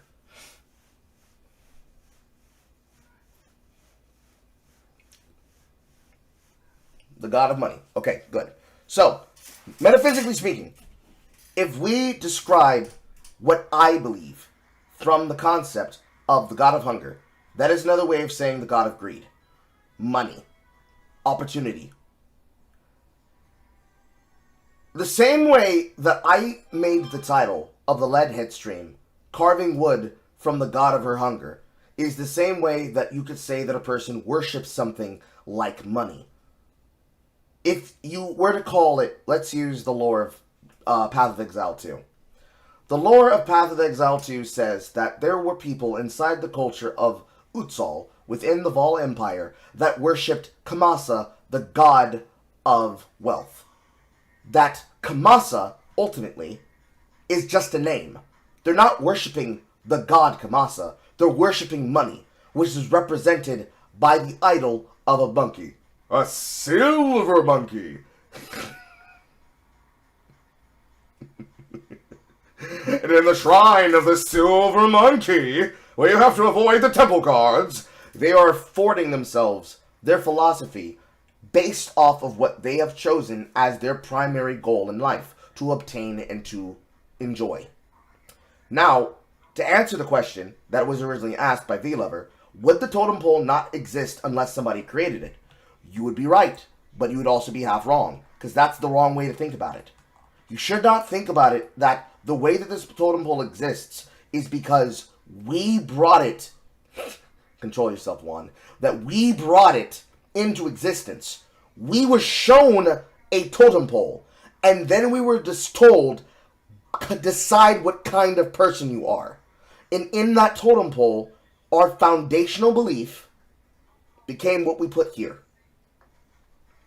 At one point in time in the past, my particular god was opportunity. Now, what is underneath my totem pole is good outcomes. You people. What do you mean, you people, Carl? Anyways. In that philosophical belief, someone puts the philosophy of being whole in my head. That I need to know what I'm doing with myself. So then, I decide to create my own totem pole. It's like the film, whatchamacallit? The one with dreams. Inception. It's like Inception. You cannot be able to have a totem that's like somebody else's totem. It needs to be specific to you so that you know that you're not in a dream. You can't borrow somebody else's totem, but you can use it as a reference point. That's what she's getting at. And this is the same belief that was being reached by, not Parker, but by Brian. If you take this concept and you apply it, morality can't come from science, it can only come from God. Because I define what God is. Because I decided what the foundation is. People can have different conceptions of God because they have different values. And if all values do not lead to positive outcomes, what makes them foundational and valued for the purposes of being decided on? Some of the values that Peterson has is replicatability, irritability, and likely to be chosen willingly, which means collaboration, cooperation, communication. Are you easy to talk to? Are you easy to get along with? Is it easy to replicate the results of talking to you and getting along with you at all times? Do I enjoy having time with you? Do I enjoy sharing time with you? If the goal of life is to establish the kingdom of heaven on earth, is it not possible for us to have to do so by having foundational totems that work together with other people's cohesion to prevent the permanent suffering? By no means, by establishing this, do we then get here. Because the difference that's happening between a moral conscription and a way to live... I had to pull the screen down. The thing that's happening with the moral prescription and the way to live is that it's being influenced by the totem. That's the difference. Look at him! Look! I know it went by fast, but look. Okay, so Job's response to that is that he refuses to lose faith in himself, and he refuses to lose faith in the ultimate goodness of being. Okay, and those are axiomatic decisions. They're not exactly... They explicitly cut to Brian. This is what Brian wanted to argue about. But Brian was going from a position where he was attempting to try and pigeonhole him into a position that he didn't argue. Instead, by starting from the definition, Zina achieved what Brian couldn't. Truly, black women are the goal! Evidence dependent, because he is suffering. There's an arbitrariness in that that's reminiscent of what you claim. So I'm essentially trying to figure out, do you believe that something can be good, like stance independently? Something that can be good? I don't know what you mean by stance independent. Okay, so you mean independent of people? Independent of people. We can use that, or more so, I want to be more specific. Something that can be good, right, regardless of any end goal. So you see that here, Zina mines even further down. Because he asks, what do you mean? What do you mean it's independently good? Is it independent of people? Is it independent of action? Is it independent of faith? Idle hands. Idle hands. Do I need to involve myself in it? Is it good by nature of it existing? Is it good by nature of me being next to it? Is it good by nature of me having even thought of the idea? Boom, boom, boom, boom. Totem, totem, totem, totem. Totem, people, society, family, culture, individual, self, inherent natures and spirit. It's just good. No, I think good is tied up with goal. Goal, okay, I completely agree. So, in a sense, this is why... That's why the religious goal in Christianity is the establishment of the kingdom of heaven on earth. It's goal dependent. Okay, right. So it's in reference to a goal. So, or the goal would be the imitation of Christ. Someone's goal, right, can be something that doesn't encompass being in congruence with God or being with God. No, the thing that they want to be in congruence... Okay. That's right. That's good. The thing they want to be in congruence with is fundamentally equivalent to their God. So what makes someone a Christian and what makes someone not a Christian? What makes, that's what I'm trying to figure out. Because that's a good question. Yes. Yeah, well, probably the deepest answer to that is willingness to shoulder your cross voluntarily and trudge uphill regardless of circumstances. Okay, so if someone can believe in... So, right here, we get a really good answer from Peterson. Also, I'm happy that you noticed that Zina's gotten the longest amount of time to talk. So, right here, Zina has established the foundational purpose. So, everybody worships something, including atheists, even if they might not know it, is in congruence with morality and purpose cannot be found within science, and is congruent with atheists reject God, but don't understand what they're rejecting. If we start here, notice that I have aligned this in what you could call a totem pole. Point 1 is established into leading to point 2. Point 2 establishes and leads to point 3. They reject God because they reject the principles at foundation to their society, their concepts, and their belief. Mont Bailey! Mont Bailey! That's a Mont Bailey! Why is it a Mont Bailey? Because, is there something that I missed about God? Is God not what I read in the book? No, something deeper than that. How much deeper? I don't know. Let's go down to claim 2. Boom. Claim 2. It cannot exist within science. Morality and purpose. Why? Why can't it exist within science? We have morality in societies, bro. It exists in animals. But you cannot be able to know this through experience. You must obtain it by analysis of the concept independent of the experience. Well, you see, you need to understand, sir, that actually, people are fallible. We fuck up. Okay, how does that help anything? We create the problems and we also provide the solutions. What are we talking about? You ain't talking about nothing. Well, you see, it's because morality cannot come from science. It can only be able to come from God. Isn't that your prescription? It's one of them. Okay, so God is from which the font spring of cohesion and life comes from. Okay, so what's the purpose of God? To establish the kingdom of heaven. Why? Because we need to avoid permanent suffering. Why? And instead of going down to the bottom of the totem pole, Brian stopped at, well, bro, you're just picking through descriptions. Don't you understand that through the form of performance and action with violence, we create stimuli and we're all just fucking homunculi and golems? No, we're not. Why? Because we have to believe in a notion. Because the belief of the notion of God is not God. It's the principal philosophies that connect us to each other through the congruency of our inherent nature of agreeableness and our irritability with that agreeableness. Because we all believe in something we're calling God. Even if you don't know that's what you mean by God. Well, what does that mean? Well, what do you think I mean? Well, what do you mean? Well, can we define it? Yeah. Okay, so when you say that we're worshiping something that we call God, what is in that God-shaped hole? Well, I don't know. What do you mean by worship? A hierarchy of preferences. Okay, we are defining that we worship something even if we do not know what that thing is, within the hierarchy of preferences that I prefer. Okay, cool, based, sure, boom, I'm on board. Is it possible for me to believe in something different from what you believe? Absolutely. Is it possible to have a difference of the conception of what we consider to have as God? Yes, it is. It's why we fight.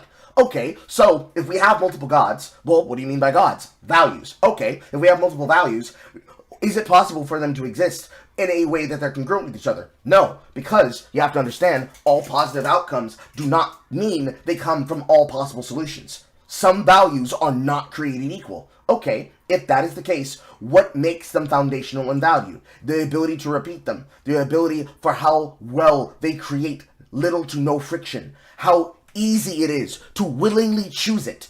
You don't choose it between, hey, if I punch you in the face or I steal your money, are you going to be motivated to do what I want?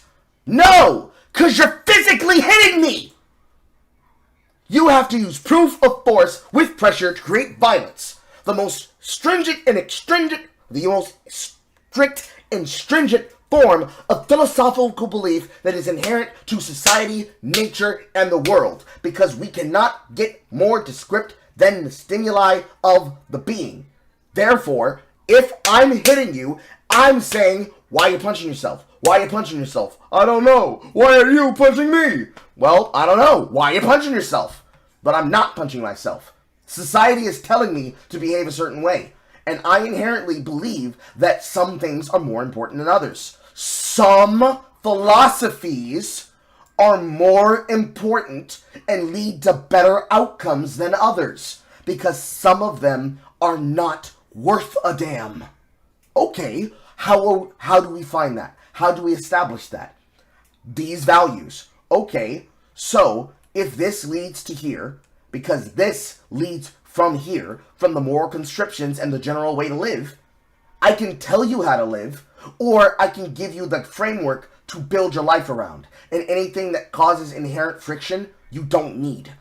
That's the difference. Okay, but how does that affect it? Because you fit in via socialization, via game theory.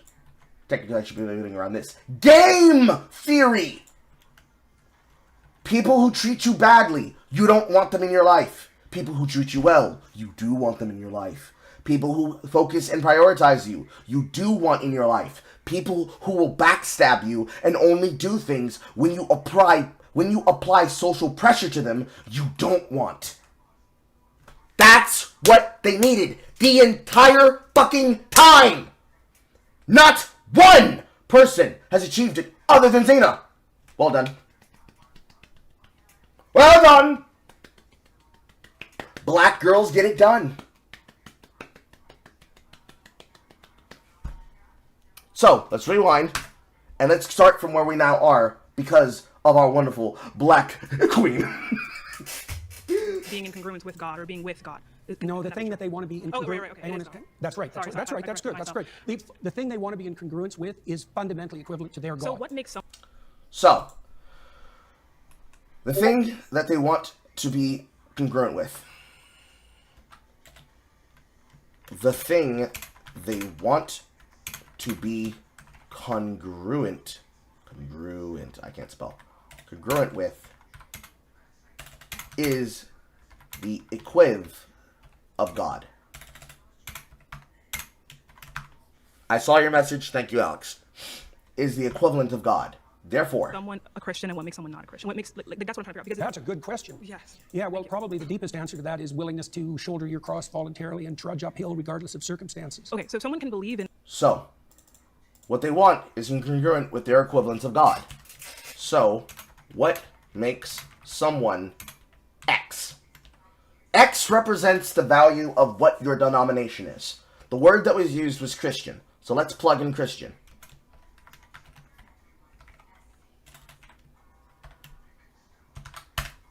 And what Peterson gives back is the willingness, or the willing nature, to choose to bear yours and all burdens collectively. And this form of flagellation brings you closer to God, because at the bottom of their totem, they understand that this is what they need in order to be Christians. No matter what is here in the pole, what holds up the pole, not the base, but the foundation that's under the ground. Little known fact, in order to have a totem pole, you can't just have a block of wood sitting on top of another block of wood, sitting on top of another block of wood. Because if something were to come over and knock it over, then it would just fall over. It's a block of woods on top of each other. What makes it a totem pole is that it's fully carved all the way down to the bottom, and there is a foundation that is rooted in the ground. Because that way, the totem pole will stay upright at all times. That's what he defines in this stature. So, from there, this is what creates the actual outcome that arrives at the answer that is critical to his question. So actually, I would like to ask Jordan, is it possible for someone to behave Christ-like and be Christian even if they do not identify as a Christian? I can answer that question for you. The answer is yes. Because technically, to be Christ-like is to be willing to give of yourself even when it hurts. That's mostly the attempt of the parable that people are meant to arrive at when it comes to any form of Judeo-Christianity. You give charity, especially to the point where it hurts. Specifically, not to the death, but to the pain. Then someone can have a God, because in your definition, your first preference, that is God, right? So someone can believe in God, right, and not be a Christian, right? Yeah, well, there's a statement that Christ makes in the Gospels. He says, not everyone who says, Lord, Lord, will enter the kingdom of heaven. So not that they're even saying that they believe in God, but they just... I know, but that's why I'm saying this to you, is that Christ himself points out that there's a difference between people who say they believe and people who act it out. And the fundamental issue is the action rather than the stated belief. Boom, right there. Those that believe in some denomination of a religion that says that they will reach paradise cannot say, I believe, and not show this through their hands, through wisdom and action. You can't just say it, you gotta do it. You can't talk about it, you gotta be about it. He also says that, you know, to be saved, right, you must believe God has died for your sins, or that God has resurrected in some way. So it's like, I don't necessarily think that we can take from the Bible and say that, like, acting in accordance with God necessarily means, or acting in accordance with, you know, the principles of God. They keep patting over to They keep patting over to Brian! He's fleeting forward in his chair! He can't believe this shit! Oh my god! Jubilee! Jubilee, I see you! I see you, bitch! I see you! I see you, baby. I see you, baby. Oh my god. Sacrifice that you talk about means that you are Christian. I don't see how you can get that from that interpretation and then, you know, kind of justify it as the truth. I don't think that the fact that you sacrifice is sufficient to make you Christian. So can we repeat once again what you believe makes someone Christian? There's many things, but one of the most fundamental is that you believe that the cosmos itself is founded on the principle of voluntary self-sacrifice. Best founded. Let me offer you a contrary example. So I could assume that power rules. And so that my assumption would be, if I can make you do it, I win. Right? And I can found a whole society on that, and that happens a lot, by the way. And that's also how societies tend to degenerate. And so that would be a society that was founded on the principle that you get to sacrifice and I don't have to. Right. Boom. Right there. Right back to here. If I can make you do it, if I can force you to do something, I can make you sacrifice, and therefore I don't have to participate in the system. You do. We have now arrived at a loop point where now she has taken this point and has dwarfed Luke. She's mocking all the men! Every nigga is getting mocked by the black woman! Lord have mercy. Lord have mercy. I do declare. I do declare. It's a little bit of black excellence, chat. It's a little bit of black excellence. Looking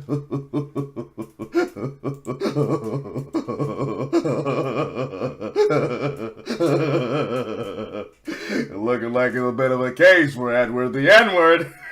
Right now, the contrary to that would be something like you give up voluntarily and with courage all the things you need to situate yourself properly in relationship to the future and other people. Right. Right. So then there's a harmony. That's why I talked about harmony earlier. So you navigate your life, right, in accordance kind of to this principle of self-sacrifice. Can I say it in that way? Yes, you can Right. definitely say it that Thank way. you. That's exactly right. And navigate is the right term. So someone does not have to have any awareness of Christ, of the story of Jesus, and but let's say 60% of their actions, right, or more, whatever kind of metric you want to use, are in line with this So self-sacrificial. the Christian thinkers of the Middle Ages dealt exactly with that problem, and they were talking about the pre-Christian philosophers, for example, and they noted the similarity, let's say, between pre-Christian Greek thought and later Christian thought, and presumed that there were moral actors outside the Christian domain. Right. They're So is that person addressing Christian, though? Is that person Christian? Well, to some degree, again, that's a matter of definition, because they wouldn't be proclaiming Christian propositions, but they're acting out the pattern. Right? So, yeah, so imagine that full Christianity. So, effectively, it is possible, or technically I should say it's probable. It is probable, executive word. It is probable than possible that one can navigate the fundamental principles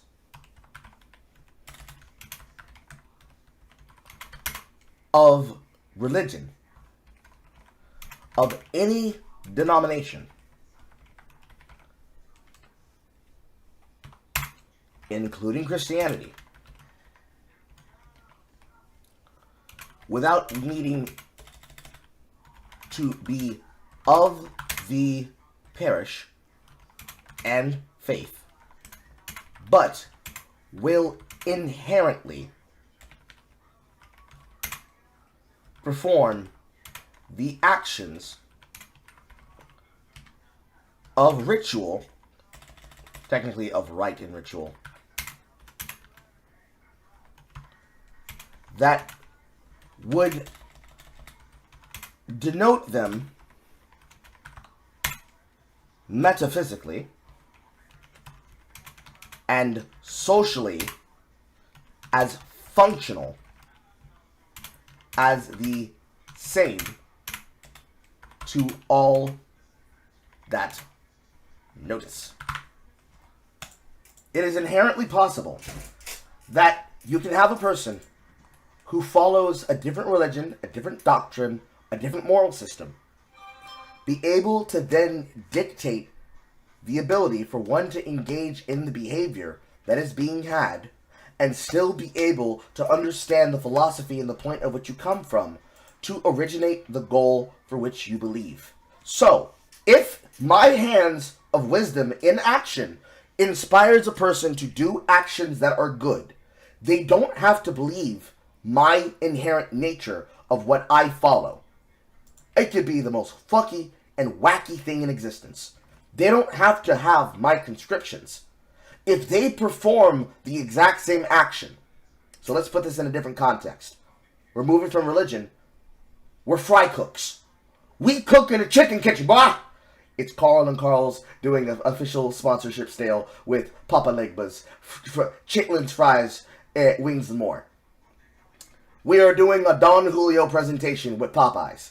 And every single chicken brand is inside of it. You got Popeyes, you got Bojangles, you got Jollibees, you've got KFC, you've got Church's Chicken, all of the at least American national ones, and maybe a couple of UK ones, if there are European fans that I have that can name some. Everybody knows what it means to be a fry cook. Every single person knows that it's possible for anybody to play the position in the kitchen. You got some people who work the grill, you got some people who work the front line, you got some people that work the sides, you got people who work the goals for whatever it is they require for the time that they got to pick it up. For all of the linguistics that go into retaining money and also keeping themselves abreast in the time of plenty versus the time of famine and feast. And by rules of rites and rituals, they rub up the fryers, they change the oil, they cook the chicken, they marinate the chicken, they can make the biscuits, they can make the sides, or they can reheat and then properly prepare the sides for both display and service for meals as well as preparation for drive-through, and they can be able to flip it and whip it on the grill, and they can be able to knock out the side dishes all while doing the job of a fry cook. They may not act in the capacity of a grill operator, but they are a grill operator. They might act in the capacity of a biscuit maker when necessary. They're not a biscuit maker, but they can become one. They act in the capacity of a fried cook, and they are a fried cook, and they are a chicken marinator, and they are a dishwasher. By doing this by nature of proxy, if grill is Islam, and chicken is Christianity, Judeo-Christian, so forms of Islam, forms of explicitly moderate Islam, forms of moderate Islam, forms of Christianity, forms of Christians, forms of Buddhism, forms of Sikhism, for each of the positions in the kitchen. If I'm able to act in the capacity of these things, then I am able to be that thing. So, if I can act in the capacity of understanding the religion of Islam, despite not practicing Islam, that can make it seem to those that are watching and consuming what I do as a feedback loop of my actions. He says he's not an Islamist, but he has the philosophies, he does the prayers, he knows the rituals, he performs the rites and rituals exactly, he knows the words, he uses them accurately. I don't know, bro. I think he's Islamic. No, I'm not. I was at some point in time in the past, but that's not the point of what I'm saying. I just am able to perform at that level. This does not work the same way in all religions, because there are certain rituals that you have to partake in and certain philosophical, foundational beliefs that you have to also believe in order for that to be the case. Which is why I said moderate Islam. Moderate Islam, you don't have to believe in Sharia, because fundamentalism and Wahhabism, the version of Islam that is Islamist, militant in its faith, and fundamentalist in its doctrine, where the job of women is to prepare the next generation of freedom fighter as a member of the honorable Mujahideen. It is not possible for you to be that without having that. You can't call yourself a Wahhabist and not be an extremist. The same way you cannot call yourself a Christian without inherently believing in these foundational principles. Because if you say that you are, but you obviously do not perform like you are, then you're just John Delaraz. You say that you're a Christian, but all of a sudden you're posting 1488 and you're power leveling, and you're fucking trying to hack max at the same time. You're not a Christian. You can't be. Because then your actions would be incongruent with the behavior that you're choosing to display. So in the case of John Delaraz, he can't be a Christian. Because at no point in time should he be backstabbing his friend. Where inside of religion and belief as a Christian does it say that your religion says you should backstab one's brethren? That is the insight and the dagger that poisons my brother. Why would I stab my brother in the back? Granted, one should not be one's blood brother keeper, but the blood of the covenant is thicker than the water of the womb. So if I say somebody is my friend and someone is my family, I'm not going to backstab that person. I'm not going to lead to their ruination. I'm not going to cause them problems. I'm going to bring them positivity. I'm going to bring them solutions. Otherwise, they're not my family. It follows through with actions. Because through actions and wisdom come the words that lead to decision. This shit is cyclical. Or rather, I should say, this shit is systemic. It requires one and the other. Christianity would involve a dozen things, and you can imagine someone who knows nothing of Christianity, say, acting out 8 of them. Right. Right. So then they'd be 8/12 Christian or something like that. Christian. Well, but to be like a full Christian, how can someone say I am Christian? Like I am Christian, not 8/12, but Christian. well, I hesitate to do that personally because I think it's the kind of goal that you be very careful about proclaiming. The technical. But belief is not necessarily, to be mostly Christian, belief is not necessary. 8/12s or, right? Well, it depends on what you mean by belief. See, because I would say that acting out the pattern is the deepest form of belief. Now, you could add to that what you say. So, maybe in the optimal situation, how you act and what you imagine and what you say, they're the same, right? But you can imagine a hypocrite who says all sorts of wonderful things and does nothing, and you could imagine another person who acts in a very positive manner but proclaims nothing. So what I'm kind of seeing is like a descriptive, a really comprehensive but descriptive analysis of human action, human thought, and by which we can characterize people and put people in boxes. But I don't see... Why in boxes? When I say in boxes, I mean like I can categorize you based on your actions, not based on necessarily what you say, but based on your actions that you are more so or less so Christian, right? Things like that, right? So we can categorize people as Christian. Well, I would say more or less voluntarily self-sacrificing. But that's also what we came to, though, is that someone can be like 60% or 70% Christian based on simply just acting in that way. Yeah, Richard Dawkins is like that. I watched that debate. There. He's been voted out by the majority. The interesting thing here is that she had almost the well, I wouldn't say the entire, well, no. She is the first of this rotation on this claim. She had probably the highest amount of time to a single individual, and yet they were voting her out just simply to replace somebody else. I don't know why that is. However, she hit on all of those fundamental claims. Also, new meme unlocked! I'm 3/5 Christian. That means I'm only 1/3 viable in the eyes of the Lord. What part of me goes to heaven, chat? All slaves do not go to heaven. Only 3/5.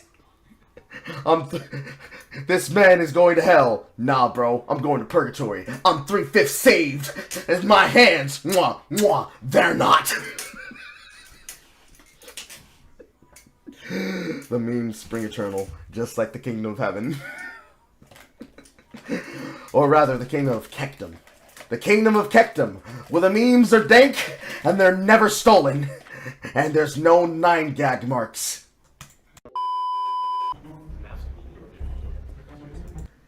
Dr. Peterson will now choose an atheist to debate for 10 minutes on a claim of their choosing. I picked Zina because I think she asked genuine questions and wasn't trying to win. Okay, well, hello again. Based. Based. Blacks win! Blacks win! Blacks win! Blacks win! My claim is Jordan Peterson's framework for understanding Christianity is probably not the one that the Bible intended us to use. In regards to the way that you interpret the Bible, I don't see, you have said in some circumstances that there's not a way to kind of say whether or not ontologically the historical claims made by the Bible are true. Like, for example, the story of Cain and Abel. You've said that this story is like a meta-truth in the sense that it exists all throughout time, culturally. And the way that you define meta-truth, I don't see a distinction between that and like a metaphor, right? But and you also said that you cannot say whether this story was true. You can say that it exists eternally, metaphorically, but you can't say that it's true. And if you can't say that there are historical facts being said in the Bible as stories that weren't really said with much ambiguity, how can we say that we can understand the Bible in the way that it's meant to be interpreted? Like, if you cannot make any claims about these stories, right? You don't know whether they're true or false. How do you know that your interpretation is the correct way? So that's why I picked you. You ask intelligent questions. Thank you. Yeah, that was good.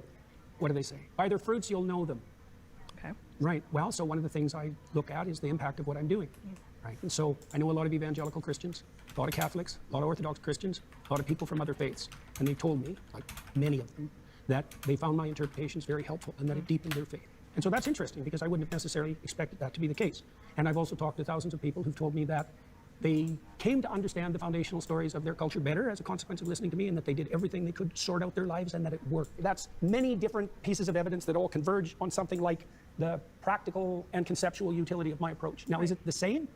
There's a lot of approaches to biblical interpretation historically, and what I'm doing is possibly less new than you think. Yeah, I want to make a claim on whether this evidence is enough, right, to substantiate whether or not your interpretation is going to, be more plausible, right, be the most plausible. Because in regards it's an open question. Yeah, right. You bet. So in regards to how we interpret the Bible and how we see the Bible, something can add value to someone's life. An interpretation can add value to someone's life. An interpretation can connect you to your conception of what your faith is. But if it's the quote-unquote interpretation that God does not intend, that can lead to a plethora. That's certainly the case. That's why the medieval Christians were so concerned about heresy. Exactly. Yeah, because they felt... Pause. So, he says a particular statement that needs to be analyzed. By their fruits, you'll know them.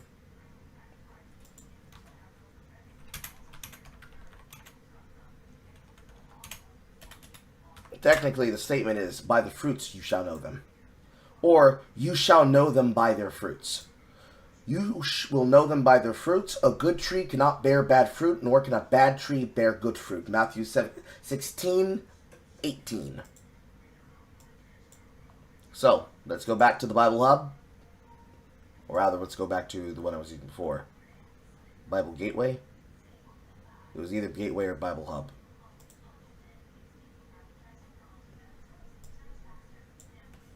So, multiple verses. Especially multiple in cross-reference to each other. Full screen. There are lots of references here, so this is going to be a very big example. Especially by the majority text by which they're referenced, and I can't even put all the fucking cross-references in context. That goes here. When we zoom into it.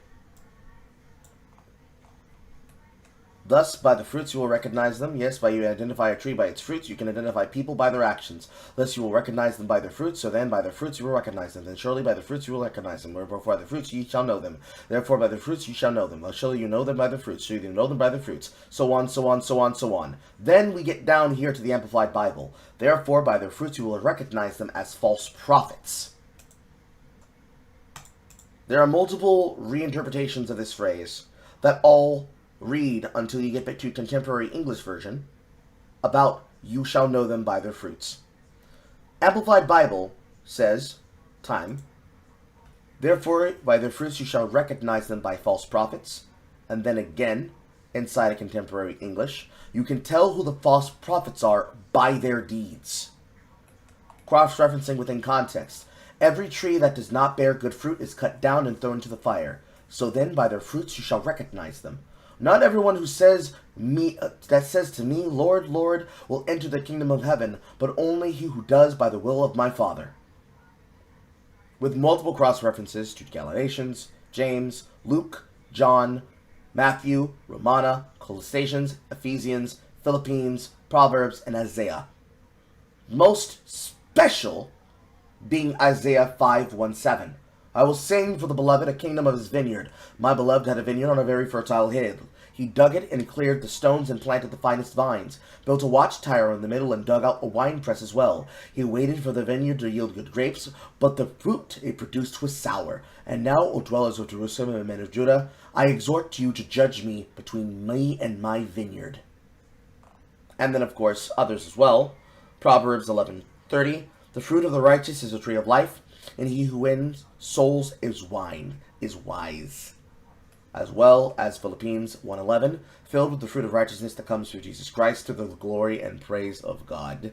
Ephesians 5:9, for the fruits in light consisting of all good righteousness and truth.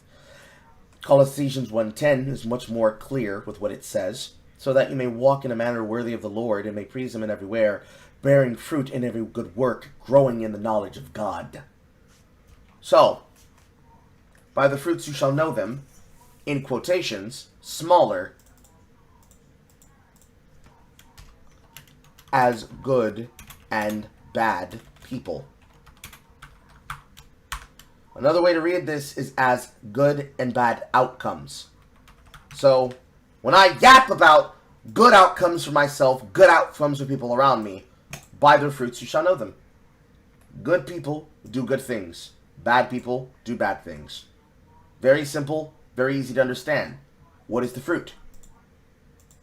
Obviously, the fruit is people. By their actions you shall know them. How do you recognize them? By the outcomes that they create. Back up here, when she says the consequences of understanding, recognizations of sin. If one does not have the willingness to confess to the abstract that they create for the concepts that they are applying. Also, thank you for the donation, Boster. Lord have mercy. By the ability to understand the refutation of the concept of the knowledge that is being expressed by the design. If you are not willing to confess, you are bad goods. You are unwilling to change. Therefore, I recognize you by your bad attitude and your bad outcome. Because I don't have to convince a person who is good of understanding what I'm trying to describe. They see the inherent nature in which comes in making sure that they are not short with their words and cross with their attitudes. Because a perfect being changes. it grows. I will recognize them by the fruits of their labor and by the morals of their actions. If a creature is perfect and doesn't change, then I know that it's sour grapes. Hence the phrase. Another phrase you could use is that it's no use crying over spilt milk. You see, the milk is not what you're crying over. It's the spilling. Spilling milk. Or, let's use it to something more personal to me. Feeling that I cannot be able to do right by people unless I punish myself. Am I going to change if I feel that I have to punish people permanently? Do I have to punish myself permanently? At what point do I stop being mad at myself? As soon as I'm able. I have to forgive, not to forgive others, because that is trauma forever waiting for an answer that allows for the emotion that I feel to match the ending that I think I deserve. It is instead something that I give to myself so that I can then spread to others, because I can be able to put my hand on their shoulder and say, I know where you are and I've been there. And it gets easier when you let go of all that weight.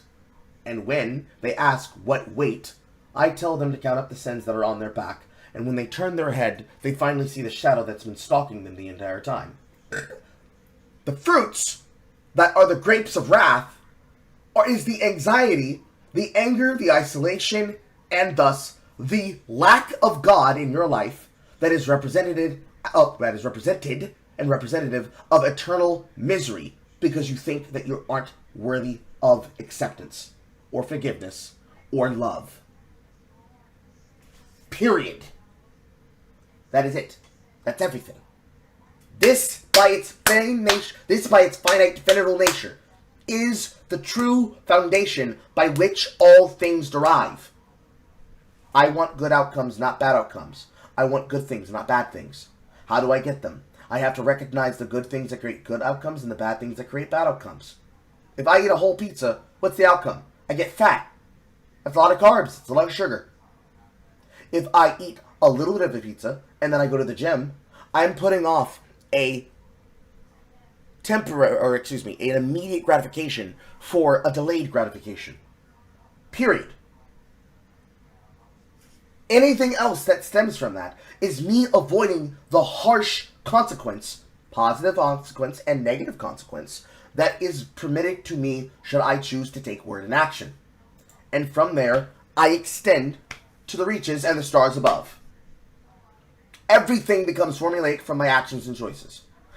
If I'm not accountable for my actions, then I stay in a perpetual cycle of violence, where I think that I can't be salved, and because I sin, I continue to sin, believing that I am not worthy of salvation, and therefore I wrap back around and continue committing actions of sin, because I believe that I am not accountable for my actions. Let me use a different color. For my actions, so I can represent the finality of the curve. For my actions and my reactions. I'm not responsible. I didn't get raptured because I'm a bad person and nobody will forgive me. Oh my God, nobody will forgive me. Well, can't you change? No, I'm not responsible for the consequences of my actions. Can't you just give it up to the God of ecumenical politics for confess? No, I'm a victim of my circumstances. Well, you're locked in samsara. Enjoy it. Until you let go of this, you're forever stuck here. If you understand that the good outcomes is what allows you to free yourself from sin, then you're never going to be free. Removing this from the religious aspect of Christianity, or any religion in general, if you keep doing dumb shit, bad shit happens! Stop doing dumb shit! But it's funny, huh? The equivalent of punching a person in the mouth. It's as simple as that.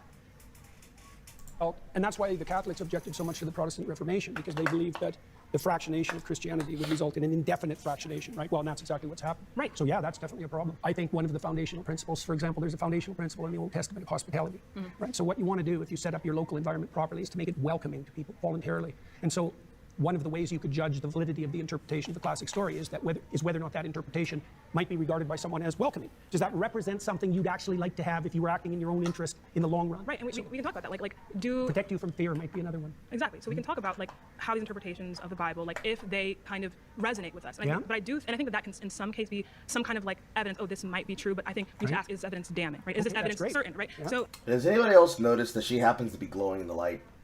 I can't tell if it's because she's sweating or because she put fucking cocoa butter on. But it's hilarious to me.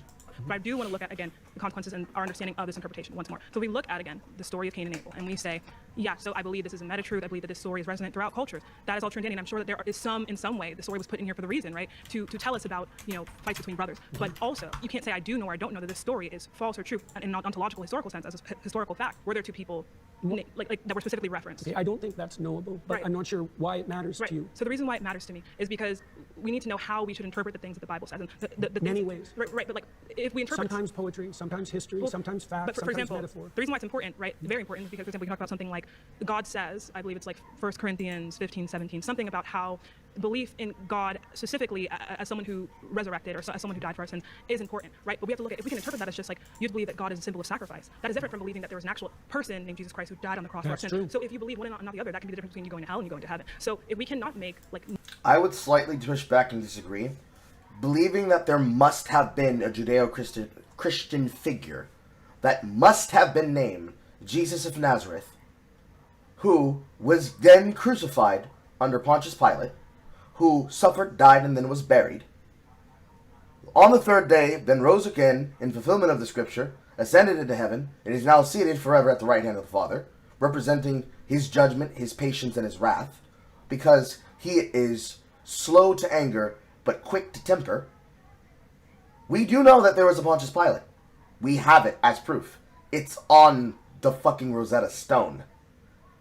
However, even in recognizing this concept, as well as all the other information that supports the knowledge of a Christian figure or a historical figure that is known and was considered Pontius Pilate, and the Pharisees that ordered him to put to death Jesus of Nazareth, who was counted amongst the no, and then was collective in that no, or in other words, for those that recognize the fucking song, was counted in that number, when the saints came marching in to count the names that are in the book of life, is completely tangential to whether or not you understand the meaning behind being in the number that is written and inscribed inside the book of life and death.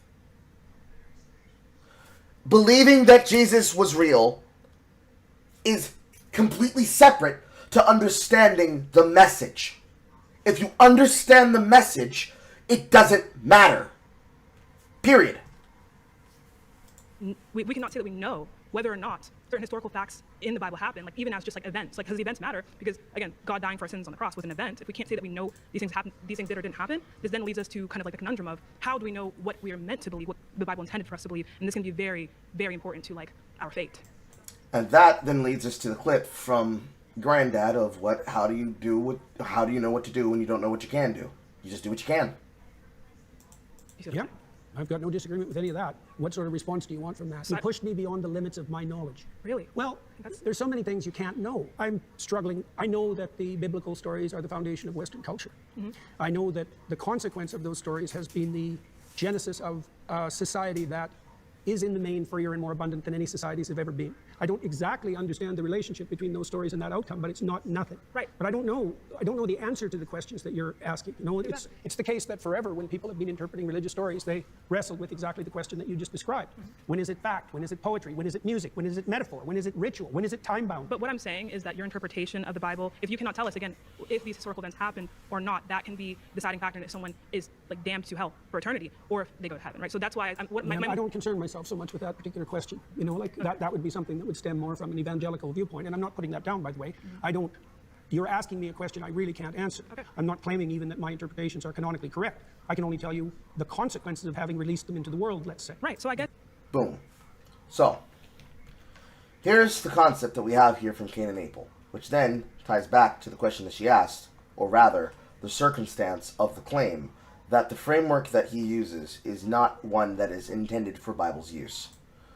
It is hard to tell when you are dealing with poetry, when you're dealing with fiction, when you're dealing with a time-bound and time-restricted piece of information that is only relevant within the context that it allows, which is very restrictive, when you're dealing with real history, and when you're dealing with the context that is provided for the knowledge that is being had.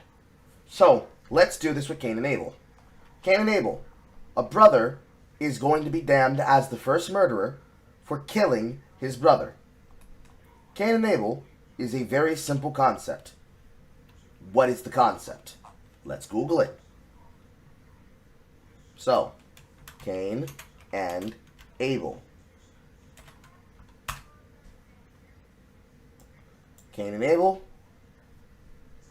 Let us go out to the field.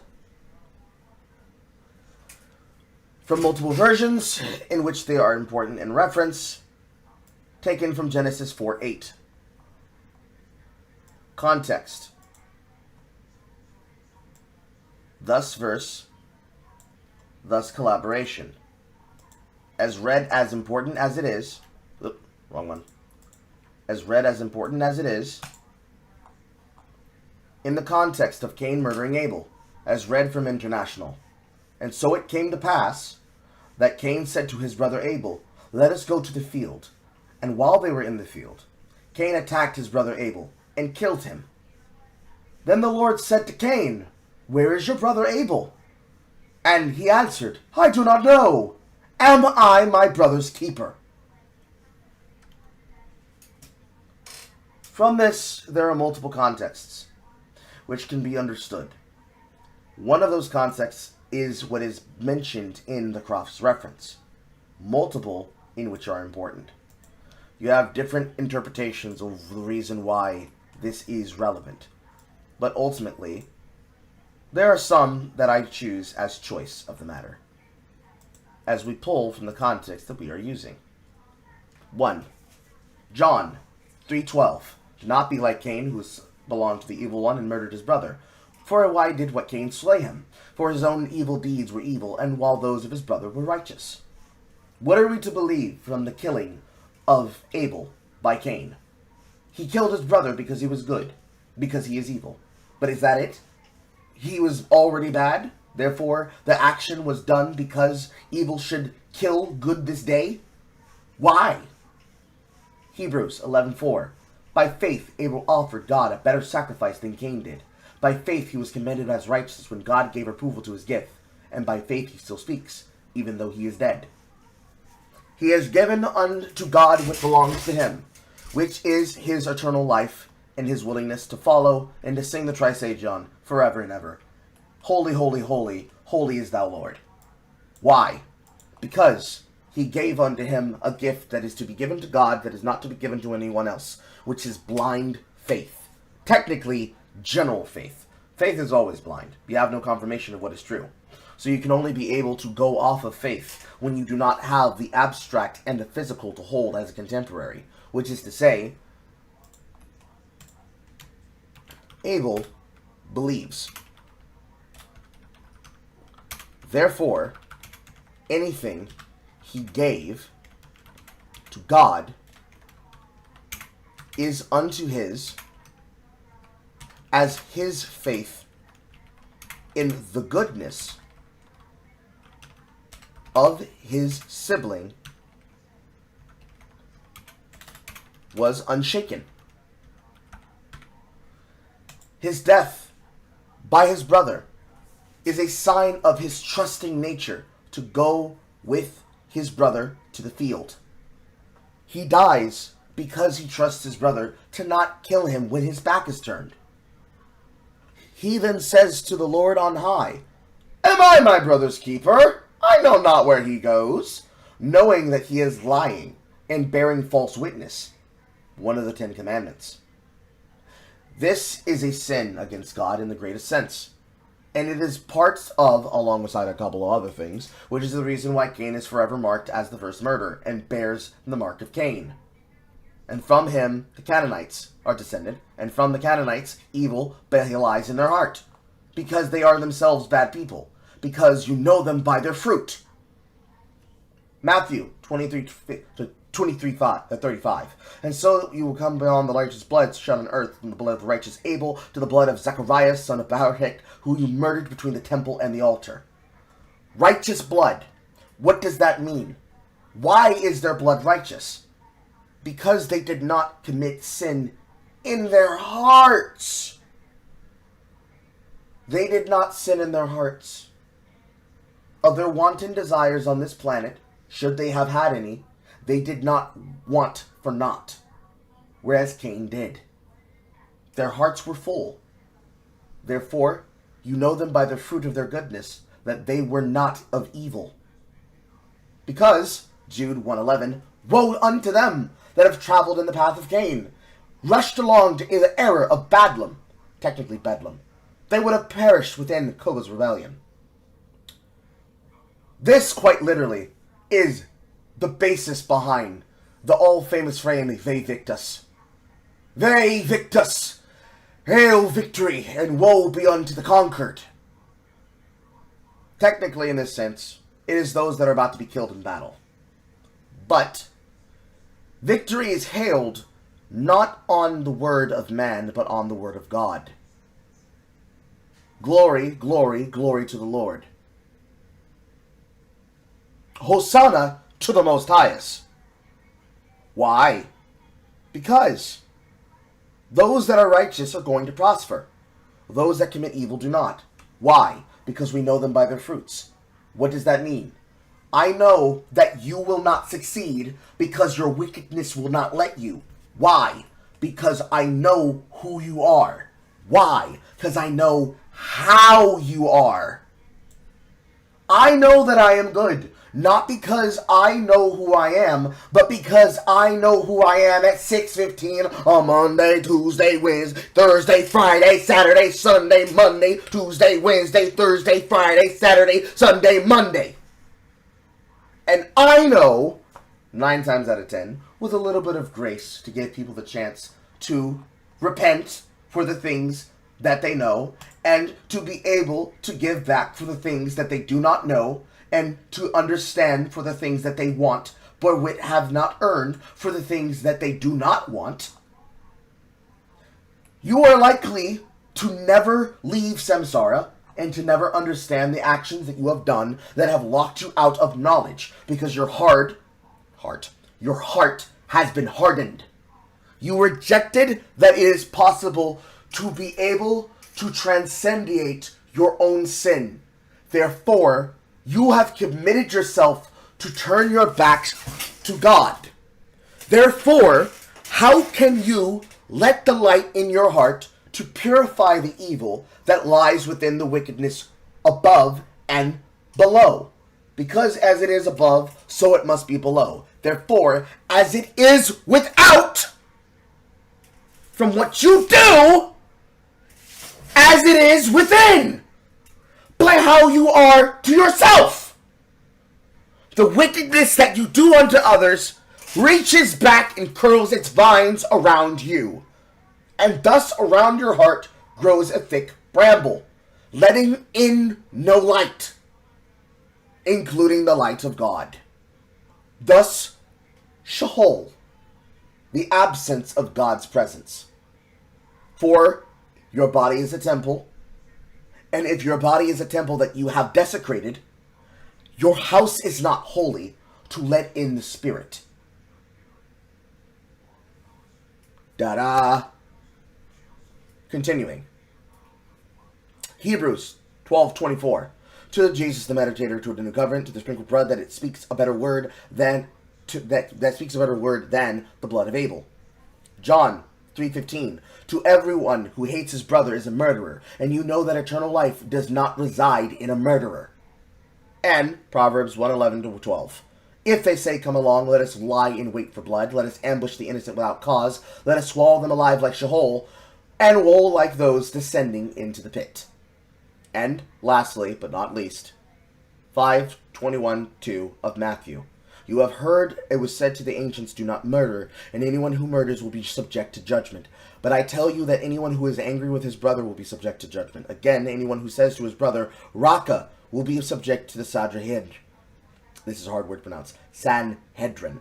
Will be subject to the Sanhedrin. But anyone who says to you, you fool, will be subject to the fires of hell. All of this says, the lesson of Cain is understand that you must try to trust willingly. Which goes back to what he just said about opening yourself up for what the faith allows in its structure. Between those stories and that outcome, but it's not nothing. Right. But I don't know the answer to the questions that you're asking. You know, it's the case that forever, when people have been interpreting religious stories, they wrestled with exactly the question that you just described. When is it fact? When is it poetry? When is it music? When is it metaphor? When is it ritual? When is it time-bound? But what I'm saying is that your interpretation of the Bible, if you cannot tell us, again, if these historical events happened or not, that can be deciding factor in if someone is like damned to hell for eternity or if they go to heaven, right? So that's why I don't concern myself so much with that particular question. You know, like that would be something that would stem more from an evangelical viewpoint, and I'm not putting that down, by the way. You're asking me a question I really can't answer. Okay. I'm not claiming even that my interpretations are canonically correct. I can only tell you the consequences of having released them into the world, let's say. Right, so I guess we've kind of come to a conclusion about that, which I've kind of wrestled with your framework and pushed it kind of to its end, at least in the way that you can answer my question. So I don't know that we can more wrestle with that. See, I guess the problem is, you see, I don't exactly understand, I don't think anybody does, the relationship between fact and destiny. You know, well, they're different realms in a way, because knowing what the world is made of doesn't help you navigate through it. Not really. It doesn't provide you with a foundation for navigation. And that is in itself the basis of the problem, at least in the case of Cain and Abel, and at least in the recognition of the concept of understanding people and how they choose to behave and what comes of bad intentions and bad behavior. She wants a prescriptive understanding of, can you tell me, in the name of God, what makes it possible for me to save my sister from hell? And can you tell me the reasons why these things are important? He cannot, because understanding the nature of the world does not actually address the skill you have to navigate it. And understanding where you stand in your philosophy does not bring you closer to the kingdom of God, because it is not about how you are being tested. It is about how you perceive the lesson of being tested. It doesn't matter. It doesn't matter now what happens. It is literally based on how you choose to go through the behavior and what you do while you're doing it. It is less about an answer that you give to a question and more about your answer in the form of an action that answers the question. If you ask God, tell me your name, they will breathe in and out. Ergo, the breath of life that exists in your lungs is the name of God on the lips of every single Philistine that speaks at the hand and feet of the kingdom. You will know him when you see him. And when you see the glory of God, you will turn your eyes away and understand that ye are not worthy. Because those that will witness such a sight will understand that they are seeing something that is sight beyond sights and might beyond might. Hence, how you understand if something truly is divine. Or the closest one can get to the metaphysical state that we can describe as divinity. But knowing the facts of the world is obviously useful. And the relationship between those two things, part of that's the mystery of Western civilization and the continued competition between science and religion. To bridge this kind of understanding between fact and destiny is like an important question that the burden is on Christianity to answer, and specifically interpretations of Christianity. And if we can't do that, why is the burden on Christianity? Because it posits, right, that this interpretation, right, is going to be a way to understand God. But if it's faulty, right, that can what evidence would you accept? That would be an interesting question, because I've seen people try to answer the question, and I've never really been moved, because I can always attack and then kind of get to this point where the answer is I don't know. Well, here's an answer. Pause there. I'm sorry, that's time. Okay. Well, thank you. Rip. So, I'll finish his statement. He asks, what evidence would you accept? He asks this question in a very specific way. Because she says, I attack this position, and usually because I attack this position, I am able to nibble down their points and force them into a position where they are not able to answer what I want. to be a way to understand God. But if it's faulty, right, that can, What again, evidence would you what evidence would you accept? that would be an interesting question because I've seen people try to answer the question, and I've never. She has seen people attempt to answer a question of the kind of evidence that is used to accept it. But it's not about how somebody else's answer, which includes myself in this instance for the entire 7 hours and 39 minutes that we've been going to make sure that I don't get fucking claimed. Thanks, Jubilee. Love you, B. Love you all. That's so nice of you, Jubilee. In the extension that it takes to be able to understand the metaphysical structure by which one can know the ineffable, it is not about me providing you information to round you out of your position.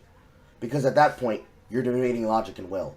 And then you are basically working off of the operant system that is basically the OS that is your brain. So anybody who's ever heard of this thing called Temple OS, imagine your brain is an operating system. Your operating system works off of the fundamental logic that is your totem, that brings you to the position that you have to understand the philosophical understandings and underpinnings of every single religion and how spirituality connects them all in the world, and the lessons that you are to take from them based on the context that you are meant to use them in, the context that allows you to teach the lesson in an answer, to give unto others back what you have already given to yourself through the form of understanding who you are. Through this, I don't give you that answer. You give you that answer. So, I'll ask that question in a different way. And this is the point that we're going to drop off as we then watch the last of this video.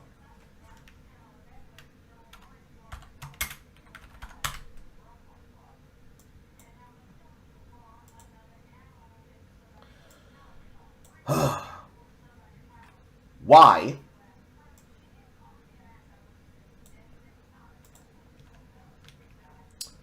does truth have no form? Let me put this up here. And yes, I am referring to the character Truth inside of Full Metal Alchemist Brotherhood. What is the concept that is being communicated by the philosophy of what is happening?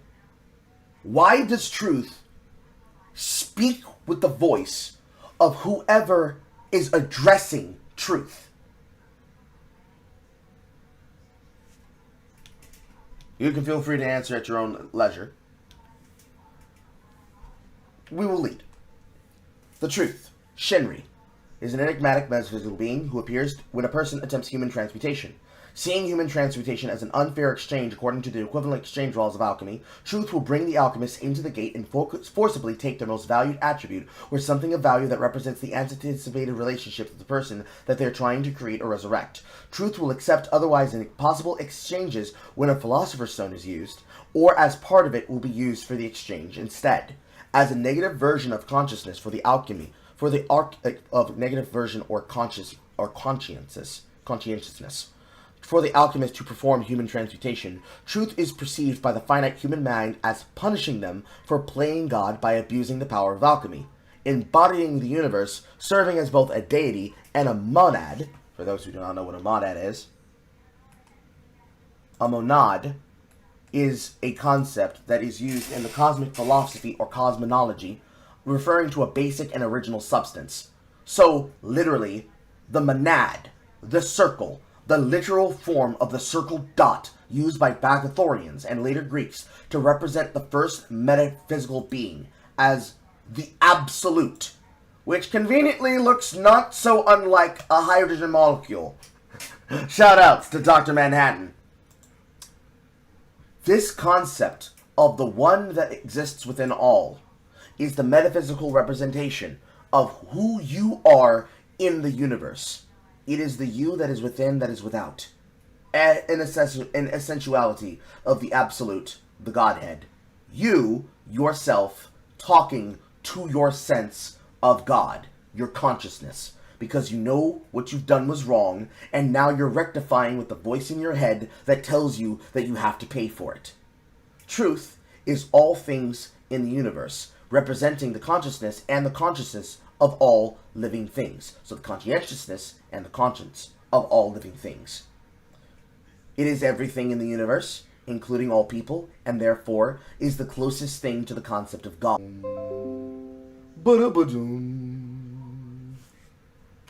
F. We're cutting back in and out again. I can see my F. Waiting for the KVS to go back up.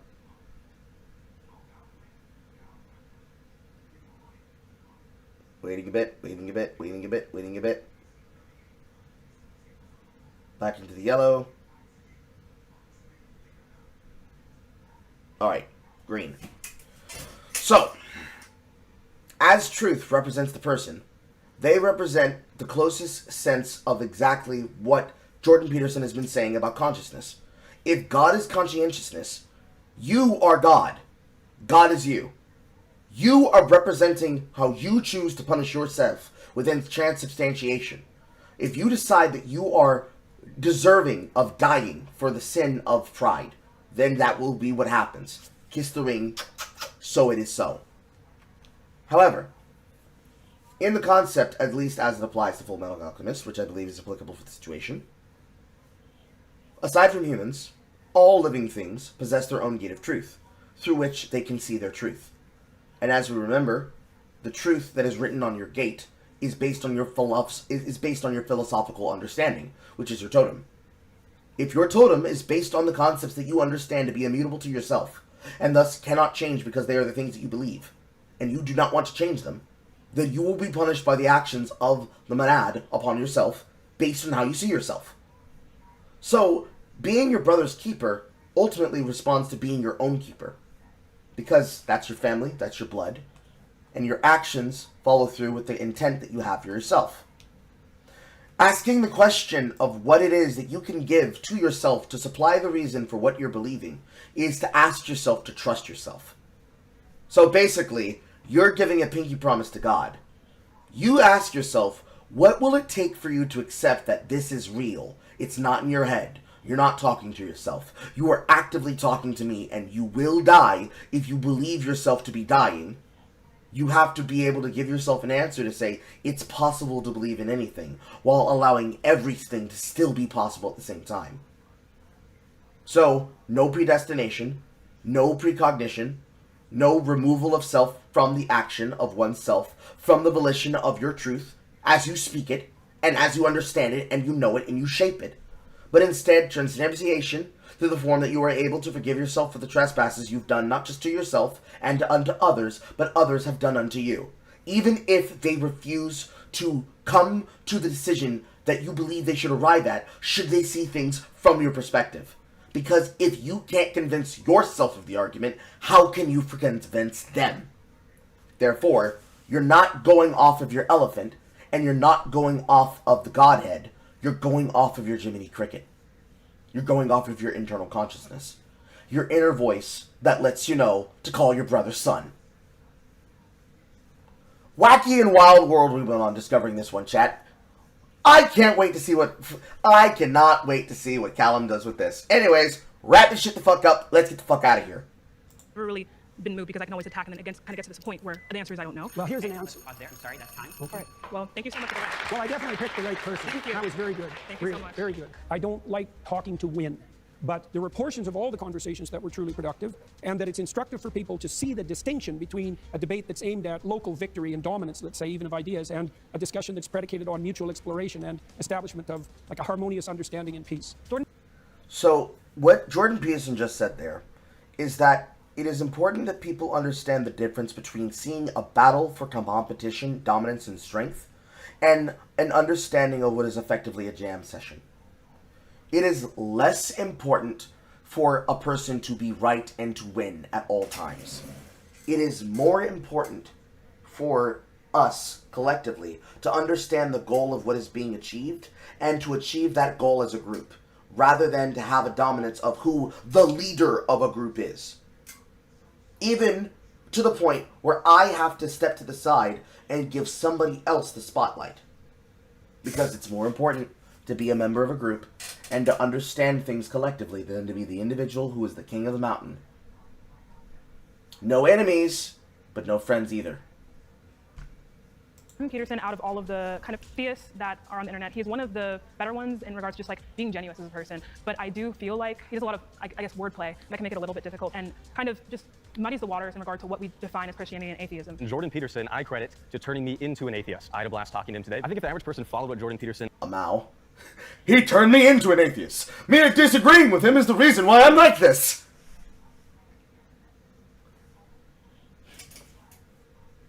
You shall know them by their fruits.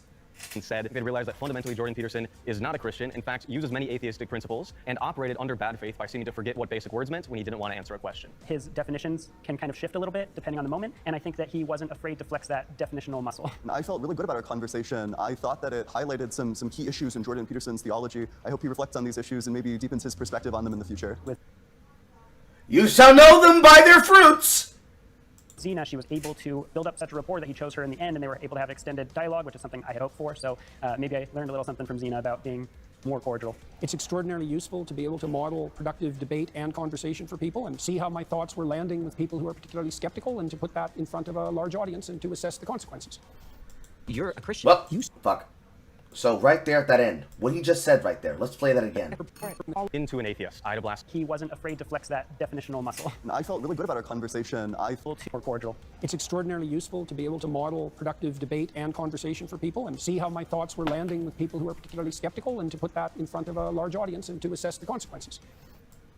Right there. That right there. His final words.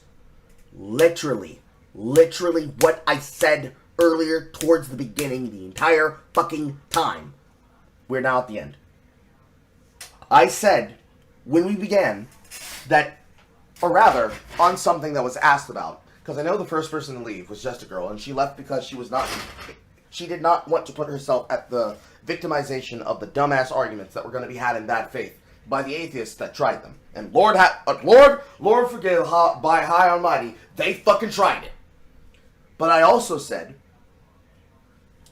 that it is not important to do debate to get people to come to your side. It is important to find the people in the middle that are undecided, to then offer them the grapes and the fruits of your labor, including your mental labor, so that you may be able to establish the ability to know them by their fruits. The people who act in good faith are the people who should be understood as the ones responsible for the response that is being given. And the ones who act in bad faith, you will recognize by their actions, their words, their tactics, their energy, and effectively their aggression. Because they want to dominate the hill. They want to be the one that conquers the Mott and Bailey and is able to stop the tactic. Every single person who was aggressive did so from a position that was disrespectful, to the point of inherently attempting to win a game. There was a power structure, power move, and thus the response that happens normally in life when a person's being a massive dick, he dismissed them. I don't want to talk to this person. There's no productive conversation to be had. But even in the annoyance of the most annoying one of them, there is production. This is the worst of the worst. See them, look at them, know them. Recognize this, avoid this. Even then, when conversation can't be had, a greater, deeper conversation was being had. And then, when challenged, or rather when invited to the ability to have the rigature of what allows deeper conversation to flow, Zina demonstrated the ability to build the rapport that allowed for a deeper knowledge to be allowed, and therefore, from mistakes into miracles. So possibly, it is precognition. Who's to say that God did not choose to work its way through both me with the spoken word, as well as Peterson in the moment in time there, to then recognize the actions, to then provide the context to you, to provide the knowledge, to be able to perceive a deeper truth, and thus arrive at a knowledge that can be applied no matter the world and the path that you walk. Maybe it was all predetermined, and that one guy was correct. But if that's the case, nigga, God said, you finna hold these hells, nigga. You finna hold these hells, nigga. And that's hilarious. Of course, if that's the timeline that we're in. Who knows if that's the timeline?